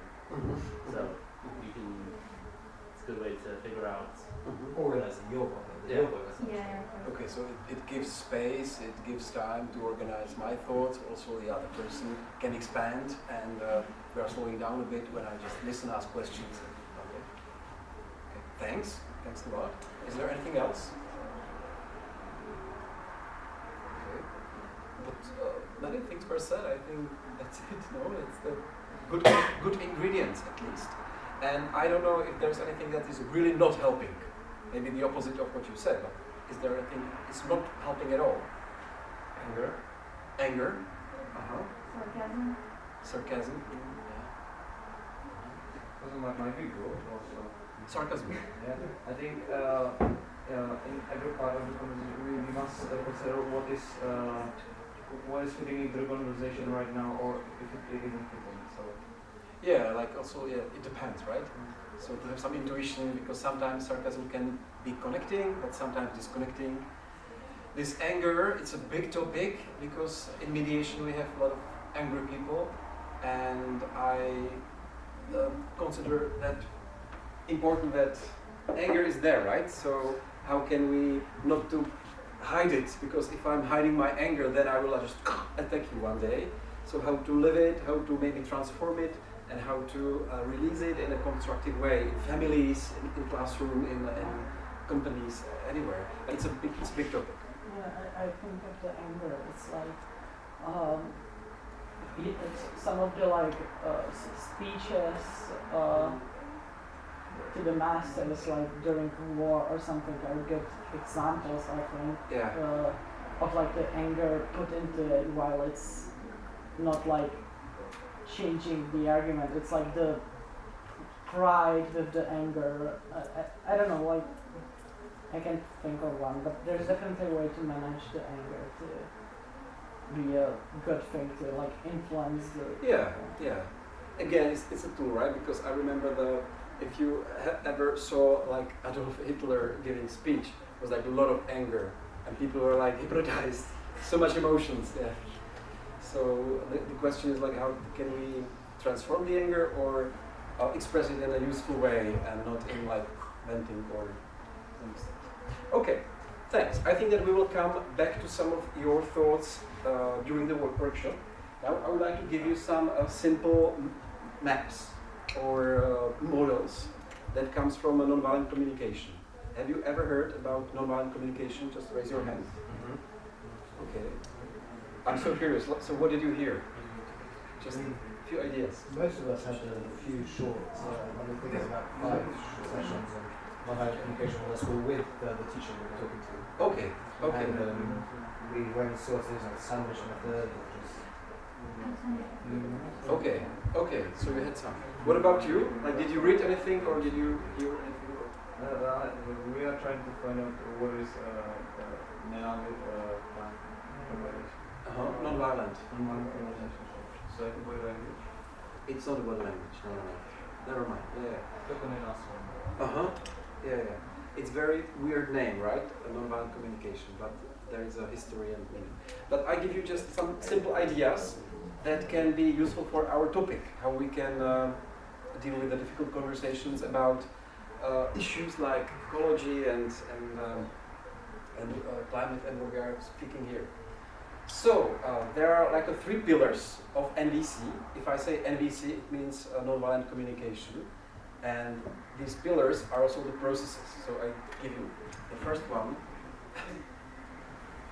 Okay, can you see it? Self-connection.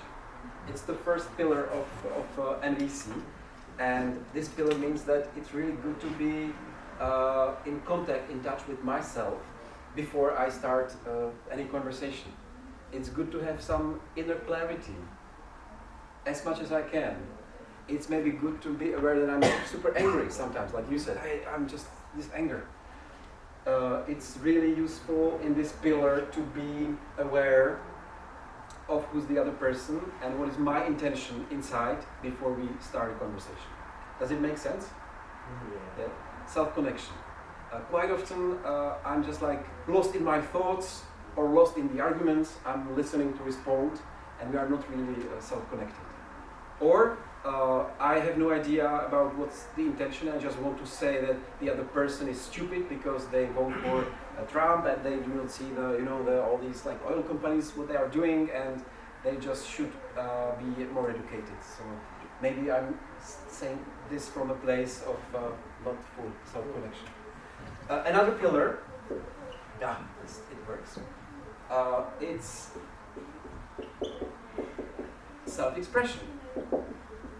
It sounds simple, right? I just express myself. But in this pillar, in MBC, we can work in a very different way that I was used to. Like at my school, I learned something else. At my school, I learned that some people are, like better students and worse students, and I should be the best, and I should find a job and work for someone, or and people who don't do it, we would label them. So this self-expression is much more about expressing my clarity inside, my intention, what is important for me and what I want from the conversation. Self-expression. And there is one more pillar to make it round shape. Empathy. Empathy or empathic listening, empathic presence. Yeah, does it ring the bell, I guess? Because this is about myself, this is about myself expressing. The point of this pillar, of this second pillar, I would like to add, is to express fully what I want, but also in a way that is understandable for the other person. And if the other person is, like my classmate, it's a different story from a person who's a random person on the street, or someone 20 years older, 20 years younger than me. Different background, different privilege, different social group, etc., etc. So here we have to be creative. Empathy is about others, and what I'm observing in the environmental movement, at least in Czechia, members of this movement are used to self-express, but not so much to listen, because there's so much to be told, right? So much to be analyzed, and it's very hard to listen to people who have different opinions. So empathy is about listening. And for me, the important part that is, it has nothing to do with sympathy in NVC. Because before I met NVC, I was like, okay, but if I do this, if I listen with empathy, it means that I confirm the person, or I agree with all the opinions, but it has just nothing to do with sympathy. That's why I find it really useful for this topic. So we have the three pillars. Can we move? Does it make sense? Mm-hmm. Okay. And I give you one more map, then we'll go deeper, and in the end I can offer you like 5 tips in terms of climate, environmental issues that might be helpful. Okay. I will use this space. I will just draw. Sorry, I'm not a native speaker, so in case you don't understand, just raise your hand. Because, this is, any idea what is this? An iceberg. It could be mountain, but it's a tent. No? Waves. Yes, waves. So for today, it's an iceberg in the ocean, right? And I'm using this because it has like we all know, it has the tip is here, but the bigger part is under the water level. So for now, it's an iceberg. For me, it's now a metaphor of a human, of me or other people. Also, it can be someone different. What we have here, it's the. Now I will talk for another 5 minutes, okay? So up, what we have here are words. So you can hear me, you can see me, you can see my actions. Like I'm standing here, I just go there, I close the door, or I come and I'm silent, or I just come and I just do this with the door and behavior. Okay? But there is also the internal world down there. And the majority of my life, most of my life, I used to think that this is just a mystery. I'm a mystery and you are also a mystery. And maybe we connect, maybe not. But I would like to add 2 layers to that iceberg that I find really important if I want to use these pillars and have a conversation and maybe navigate that conversation about some difficult issues. Now, number 1, there is 1 layer. You mentioned emotions, anger. So the first layer I would like to introduce is the layer of feelings. There is something going on in us. Some people disagree. Some people say, this is stupid. I don't have any stupid feelings at the moment. But maybe they are annoyed or pissed, I don't know, or just triggered. Right? So I'm offering idea that here we feel something all the time.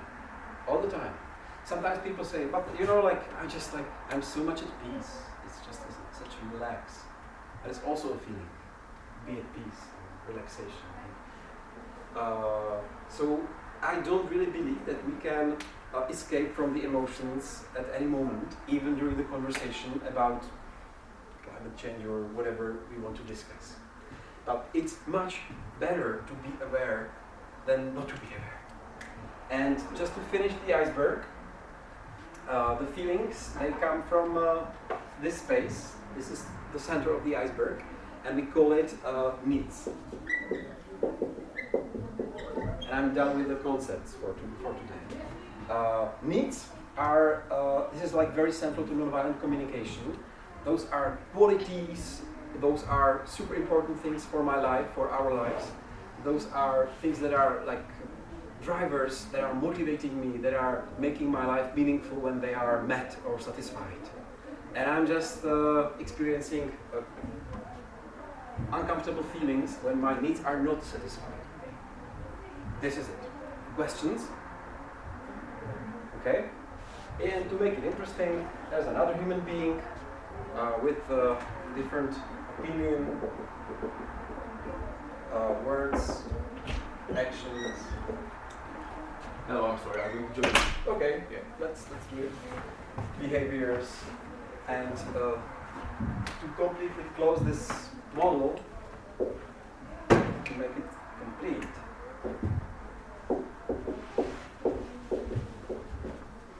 the other person may have some feelings at the moment about the topic, and the other person may have some needs.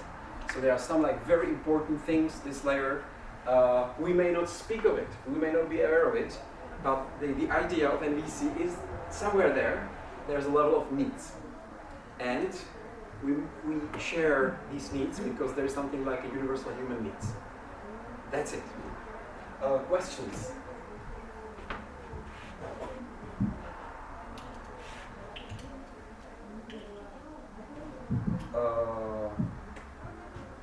I have 50 needs, a deck of cards. So I suggest, how many are we now? 3, 6, 9, 12, 15, 16. Okay. So I think that we can work in the groups of 4 for a while. So let's make a group of 4. It's a chance to meet new colleagues, new people, or stay with the usual group. It's up to you.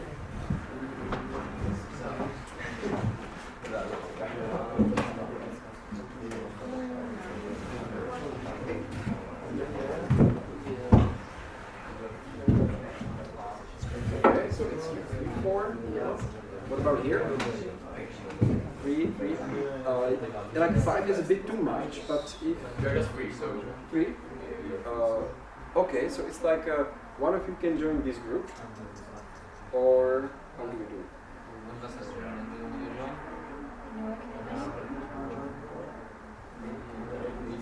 French. Are you even French? You're the only French from there, so yeah. So you want to speak French? Yeah, Levi. Okay. Okay. So guys, to each group, I would like to give the deck of cards, and just I need your attention, and then the time is yours.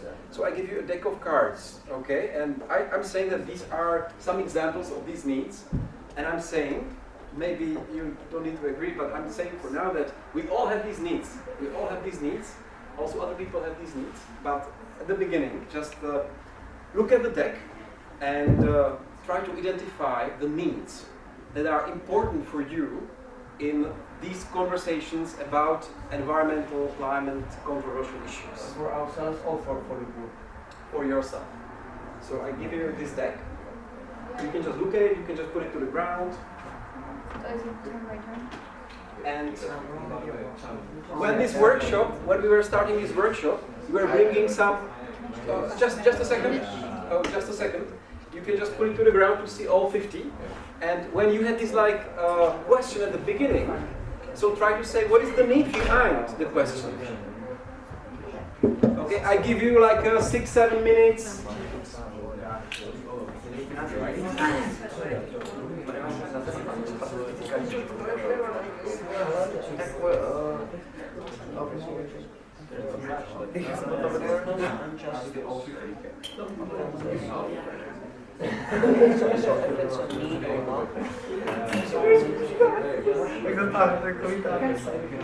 So first of all, you may have, you are busy with this Yes.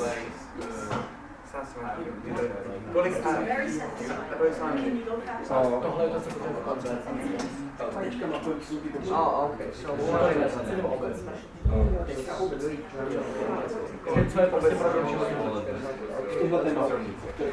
pro mě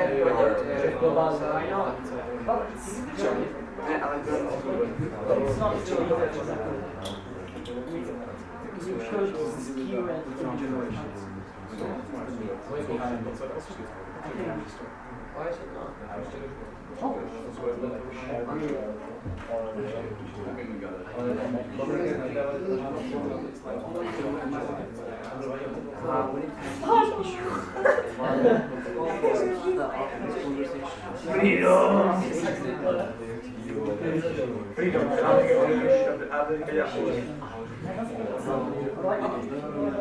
These are your needs. Yes. So, I don't know. We don't even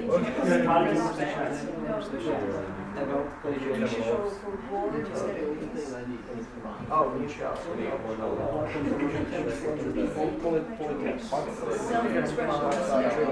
like you used to have passion a communication. Like let's say you like Trump or you don't like Trump and now you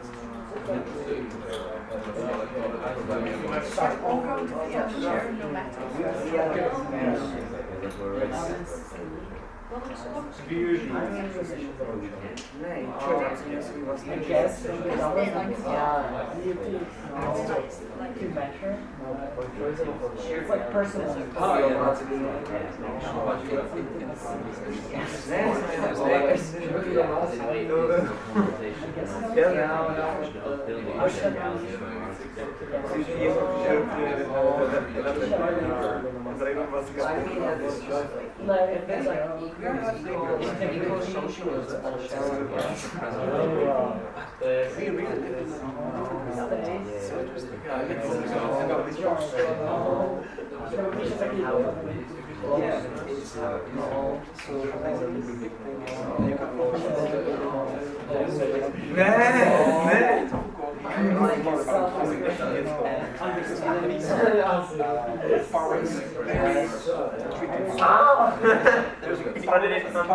It means means that I can dominate like I can exercise my power over someone, or we can.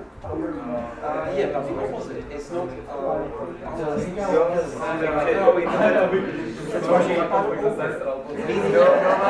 can do that. You can express what we need. And then we can use the power over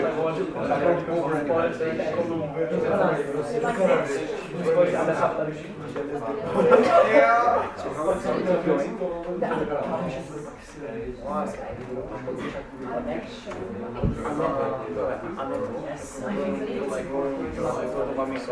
Well, if you put connection there, you have to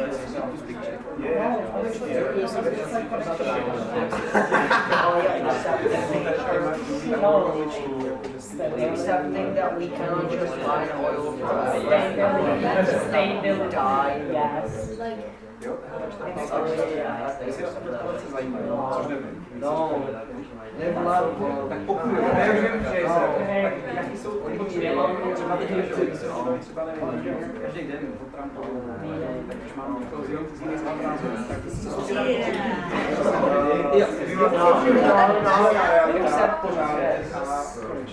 We are done. Okay. Acceptance. 2 more minutes. 2 more minutes. Acceptance.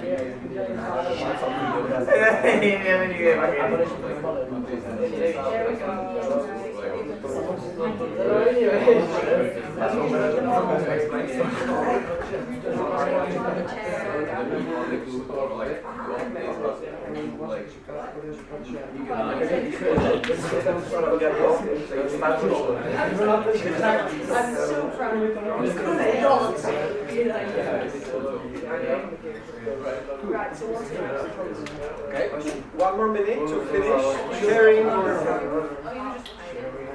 So I just.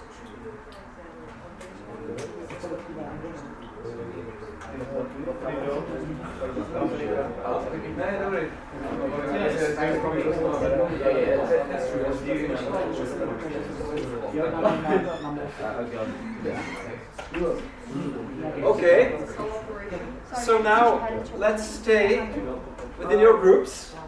There's some follow-up. But before we move, I would like to hear a few examples. Like when it comes to important conversations about, let's say, these topics, what are your typical needs? So, and let's listen, we can, get inspiration. So who wants to start? What about you? About me? Yes. Oh, yeah. Okay. Or your group, I mean. Yeah. So, I get harmony. Uh-huh. Yeah. I guess explain, or? Uh-huh. No, should I even explain? Yeah, a bit, yeah. Why harmony? Oh, okay. So I get harmony. So like, everything need to be in harmony, to be honest. The spotlight is there. I'm living like, everything not be bad and everything not be good, so in some balance. Uh-huh. Yeah. Uh-huh. Okay. Thank you very much for sharing. This is part of self-connection, because some people, they are not so much emphasizing harmony, but no, it has to be progress and efficiency. But for you, harmony is important. Okay. What about the rest of you? I have space Uh-huh. in conversation. I needed to open, I need to open to other people. Uh-huh. Thanks. I have learning and growth. This is important for me. Just in your life, you just learning about everything. To be seen for my true intentions and appreciation. So I think actually understanding people and understanding where they're coming from things is really important. Not to just judge based on face value of what you understand from the thing. And then appreciation, I think acknowledging what people do is really important. Uh-huh. So appreciation as well. Uh-huh. Okay, thank you very much. What about your group? Like, what have you found? What is important for you in such a conversations? In our group, we mostly focus on the conversation being I'm sorry? pleasant for everybody involved. So I have shared reality or direct connection. I got fairness and justice, respect and acceptance. Uh-huh. I got choice, fun, harmony, and freedom. And I got understanding, honesty, and Appreciation. Okay, thanks for sharing. So you also had fun.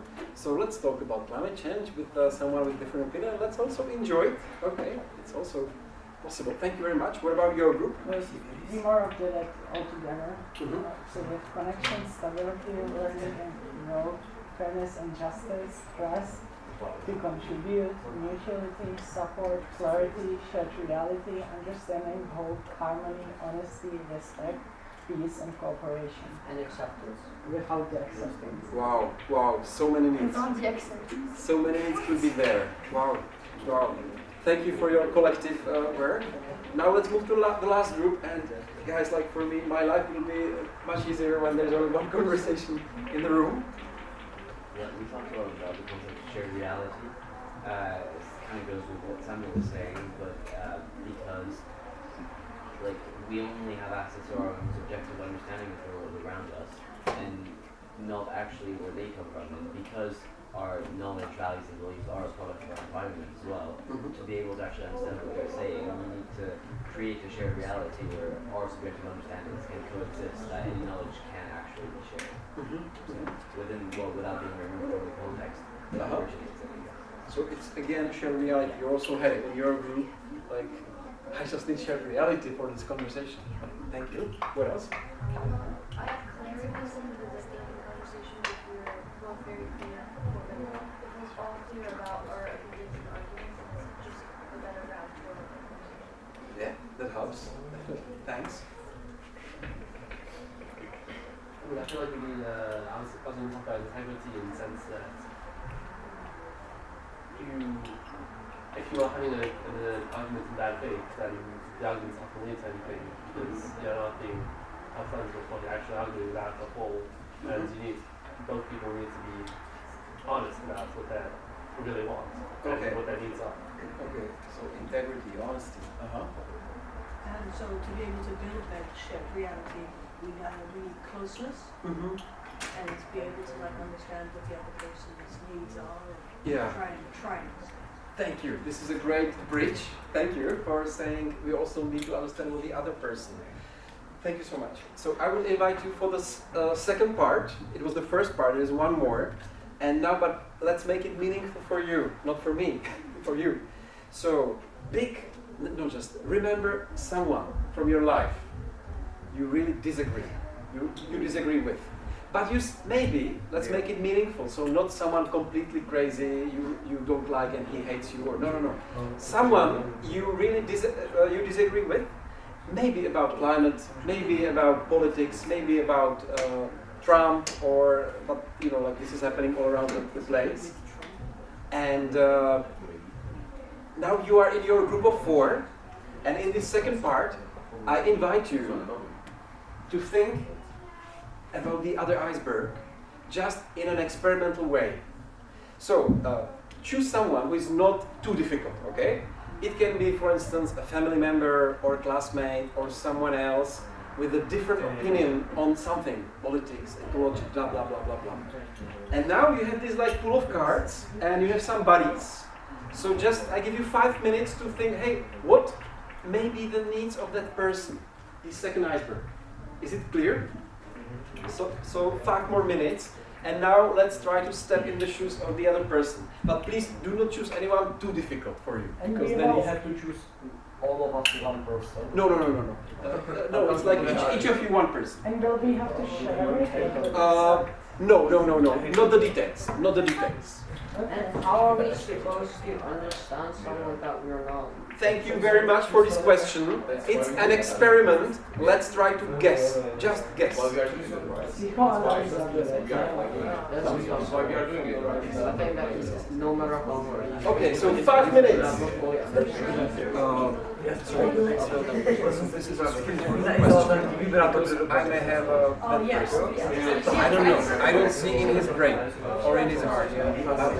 Using these cards, I can guess. Because when we have a conversation about climate or politics or Trump, I don't know, what might be the personal meaning?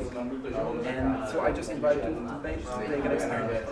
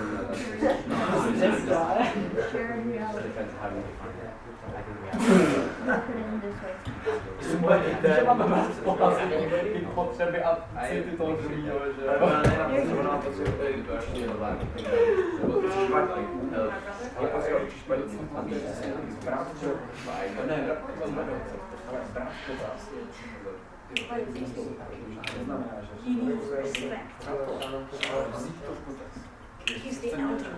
He's the most challenged. I forgot my deal.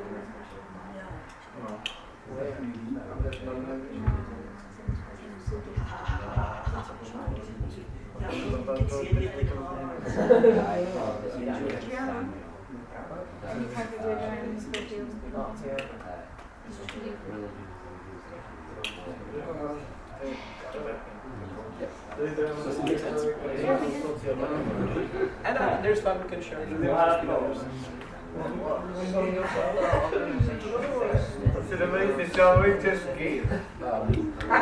Yes, I run. Yes, we call our business NBC. But now I have a rebranding into Inc. Have you heard of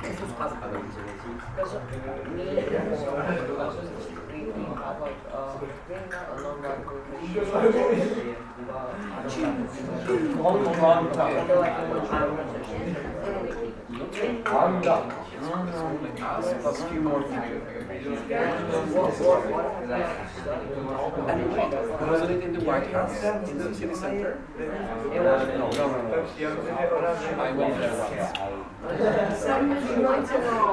White House,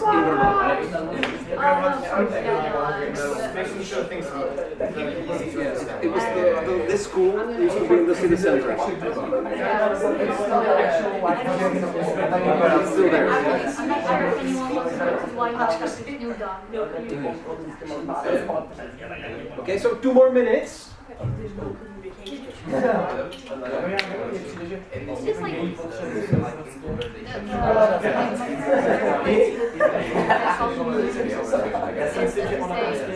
but remember, guys, the cola button is next to the atom and make buttons. Hamburger, cheeseburger, Big Mac burger. Děti ve sklepě.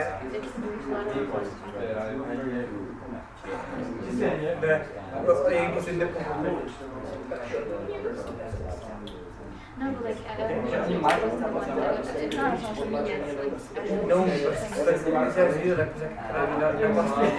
person news about life on social media. Person news about social media. Like some depressing news about social media. Okay. So there was a whole article about his parents that was really sad because their 10-year-old daughter had a phone and went on social media and she started to do that trend where you're supposed to knock yourself out of the video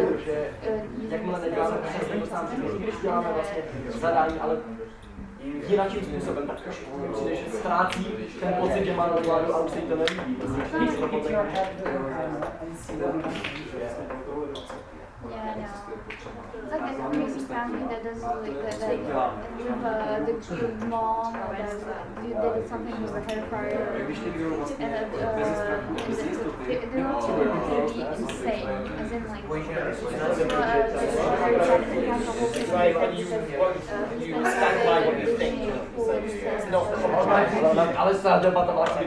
I think that I did those, be careful. Cameras are important. I spent 1 hour when I was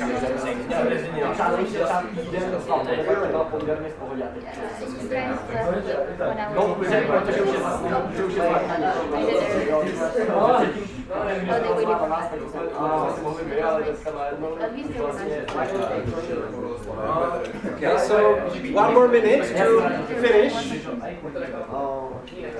There are still interesting conversations. They're good. Okay, so let's move. Okay, guys, what we just did, it was an experiment, a double experiment, with these 2 icebergs. And I hope it was more or less clear that the first question was, okay, I imagine myself in that conversation with someone, what are my needs? And you gave so many examples of what can be the core need of mine. This is not what we usually say, right? But it's down there. Maybe we are not aware all the time. And the second part was, okay, there may be someone difficult for me, or someone with different opinion, and we just had a very short guessing what needs might be there. And I wonder if you managed, if you have some ideas or guesses. Can we just share? How did it go, and if you found anything? We can start from this group now. Okay? Let's start from this group.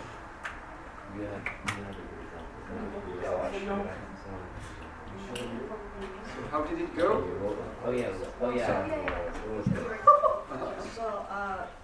So meets with somebody who I found refused to cooperate. Well, not refused to cooperate, just didn't understand any of our points and felt like they wouldn't listen. So to me, their needs were effectiveness, because they were just going just saying the same things again. So maybe for them that was the most effective way of showing me what they think. And maybe to matter, to make people understand. Once again, make people understand what they think. Yeah, it's a big thing to matter. Thank you. Anything else? Okay, you have more, or we go there? Okay, so just before we move, and how was it to discover this or to guess? Was it uncomfortable, comfortable? I mean, it's harder than finding the other. Okay, it was harder, thank you. Your group, how did it go? What did you find? Well, I think we each, with the hearts or in our heads, tried to. I would so much like to listen to him, so can you just So try to analyze the other person. Me personally, I found it somewhat impossible because I don't feel like you can fully understand anyone else than yourself, and maybe not even yourself. So it was just pure guessing. Just pure guessing, like difficult to imagine. Thank you. Anything else from your group?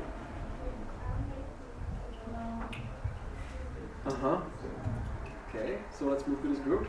Well, we basically found out that the person probably has some hidden needs or feelings that they are masking with other needs. And we can't really do anything about it unless we find out what's going on with the person, and we are probably never going to find that out. So it's really difficult to communicate. So it's difficult to connect with the person, like in a how to say, easy way. Great. Anything else? No? Okay. Thank you. And the last group, how did it go? What did you find? So I have integrity, So for me, it's really hard to start a conversation with that guy, and maybe he is for me like that. Which I can bring me very interesting somebody and then just start to So it's your need, right? No. It's no, his or her. His or her. Yeah. I have power way. It's like the man who pushes power on me, like in some conversation, it doesn't interest me. So I don't need to talk to him. Okay. I don't know how can I talk to him. And his needs maybe, for instance, like in a politician way. Okay. Okay. So to be seen, to be heard, maybe I don't know, to matter, I don't know. Thank you. For me, it was really hard, like to find some person I disagree actually. In like some like in some specific team, to be honest. But when I found someone, I just got I got a very good empathy, so what to be. So I got freedom. Yeah. Honestly, and sharing as well. Sharing. Yeah. Thank you. Thank you. And I would like to offer that at the beginning, like you said, that for you the need of harmony is so important. And now he said, I can hardly find a person who I disagree with. So maybe there is some pattern which is your natural or habitual way. Thank you. Me or someone I knew relatively well, so it's a bit easier. I think acceptance, safety, belonging, that was part of it. And I think that there was also then self-expression and choice. The person then acknowledgement and shared realities. Thank you. Thank you. And how was it to like try to guess and be in the shoes of another person for a moment? Uncomfortable, comfortable, good. Okay. Okay. Hello. Was it uncomfortable? Okay. So both are fine. Hello, welcome. Okay. So guys, this is it. I just ask you to recollect the cards and bring the deck, and I will take it back. And I hope there will be all the cards. Oh, thank you.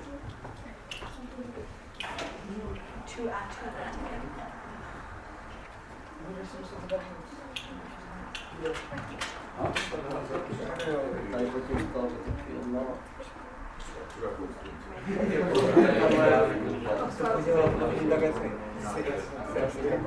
Okay, and let's go back to the plenary so everybody can see this whiteboard.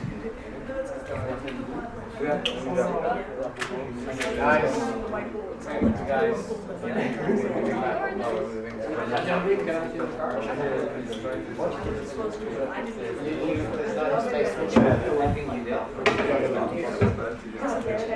Thank you.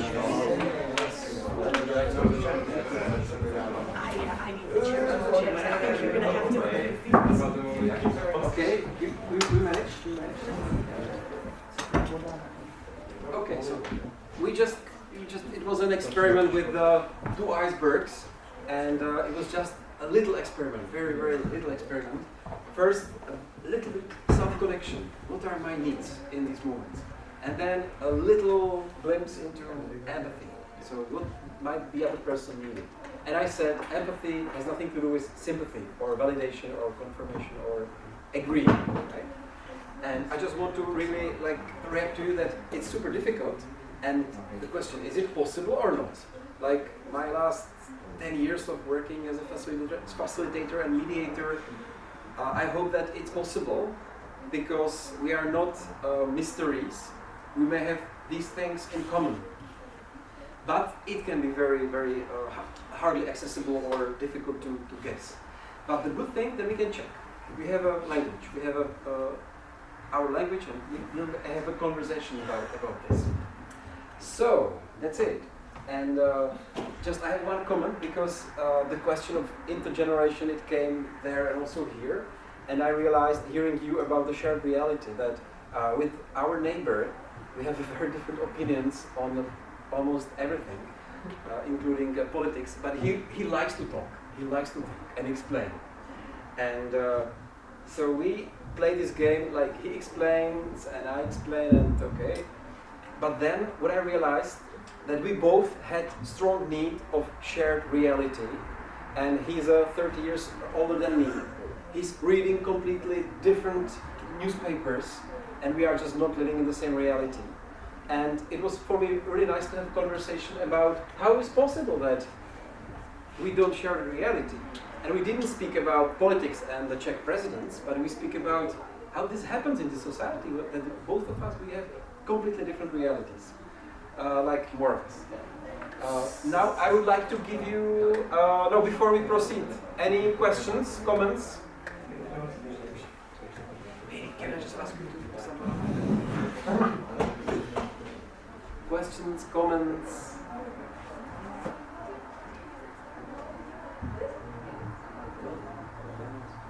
So when you were saying that guessing the other person's needs, when it was uncomfortable, why was it uncomfortable? Why? Because we don't really like the person. That's it. We don't agree with them. It's like we are trying to be someone spot. I don't know, sometimes it just feels like an intrusion of privacy. What? This guessing? Yeah. Okay. Interesting. Can you give an example? Someone wants to keep something like not public, and you're basically analyzing them and making it public, even if it's just for yourself. The person probably, if you're right, the person doesn't want you to know, right? It's kind of like, Maybe just my reaction would be, that's why we have this deck of cards to start with, because I imagine that if I think of someone I struggle with, and I just imagine he really needs some respect, which is one card, I don't see any elements of like humiliation or, that's why we have the cards. And it's not like, and I would put a story about the person. So here, in empathy, we are not putting any assumptions, any judgments, any evaluations, any stories. We just tune into what is so important for the person. And it's very difficult, and we would need much more time to dive in, and we don't have the time. But thank you for bringing it. That we are, in NBC, we are not diagnosing anyone. We are not even analyzing. We want to connect.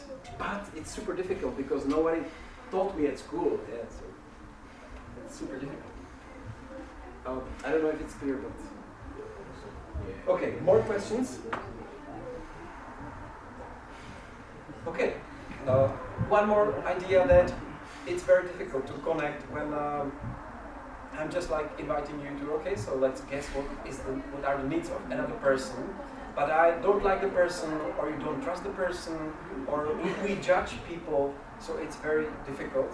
But this is the way I've been working on for a couple of years, and I see some benefit I wanted to bring.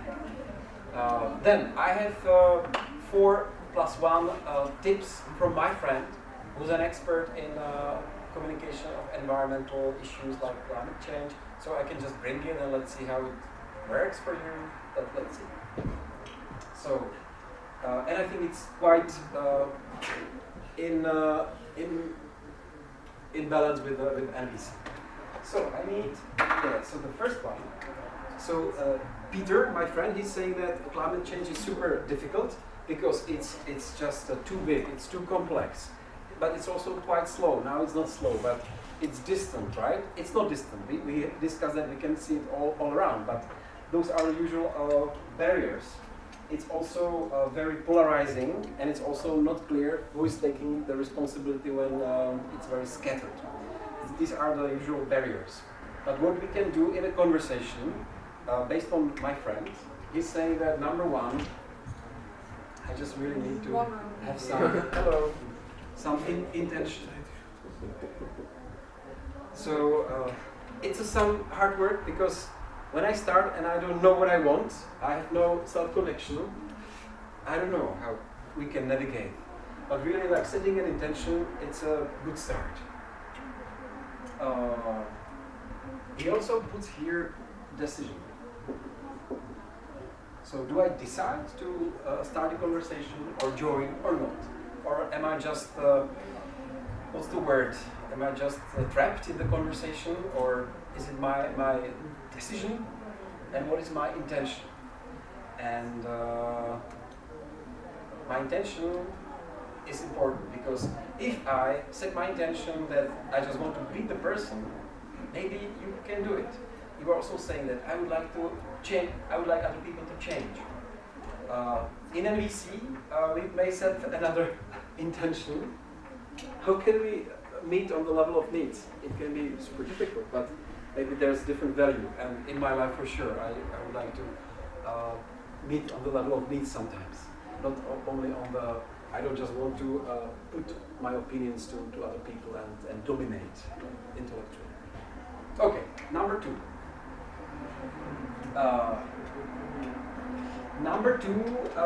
So Peter, he speaks about anchors, like conversational anchors. I don't know if it makes sense. Anchor is something that, okay, here, this is, we have anchor here, we have anchor here. Like grounding, we need some grounding. So I like grounding. Grounding in facts. In Czech, we say konverzační kotvy. Anchors, I don't know if it works. Grounding in facts can be very difficult, but it's possible because we have our brain. So if I use the example of climate change, I don't know if you are busy with the climate change, all of you, but there are like several, I would say, lines. So one line of arguments is it does not exist. Okay, so then we need some set of facts. The other line of ground is it exists, but humans are not, mankind is not responsible. Mankind has no influence. It's a completely different story. Then there is one more, that it's just irreversible and we can't do anything. Like someone said on the panel, that we just can't do anything and there is no point in even trying. So it's completely another line of conversations and we need a different grounding, different facts. There are 2 more by Peter, okay. Solutions are false. So there is climate change, mankind is responsible, but solutions are false because they are only technological, for instance. Actually, it's quite my opinion. So we also need a different grounding. And one more is, we don't trust science, we don't trust scientists and activists because of something. So we need to be like very creative when we want to navigate the conversations to understand where are we. And usually what I see that activists, they just say what they want, irrespective of the line of argument. Does it make sense? Yeah? Yeah. And usually then we are bringing facts to people who just need different facts. That's the point. So grounding in facts. One more. This is a big recommendation of Peter. Be personal. Otherwise, and it's very difficult to connect with people like using the position of an expert, or like there's research, there are numbers, there's data, and it's difficult to connect. I don't know, like, have you ever met someone who would just have an opinion and then just read a paper or heard some statistic and, okay, I was wrong, sorry, I'm just changing my entire opinion? Yeah? Sometimes yes. Sometimes yes. And an example? I don't like specific, but yeah, seldom like, I know some people like that do it, Yeah. I believe it can happen. It can happen. It can happen if the person is like ready to read something or listen or watch.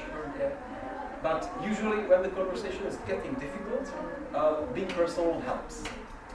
Because also like being personal, I would like to connect this with this. That if I'm on the level of opinions, I'm in opinions there's like a lot of agree, disagree, right? When we are on the level of personal experiences, like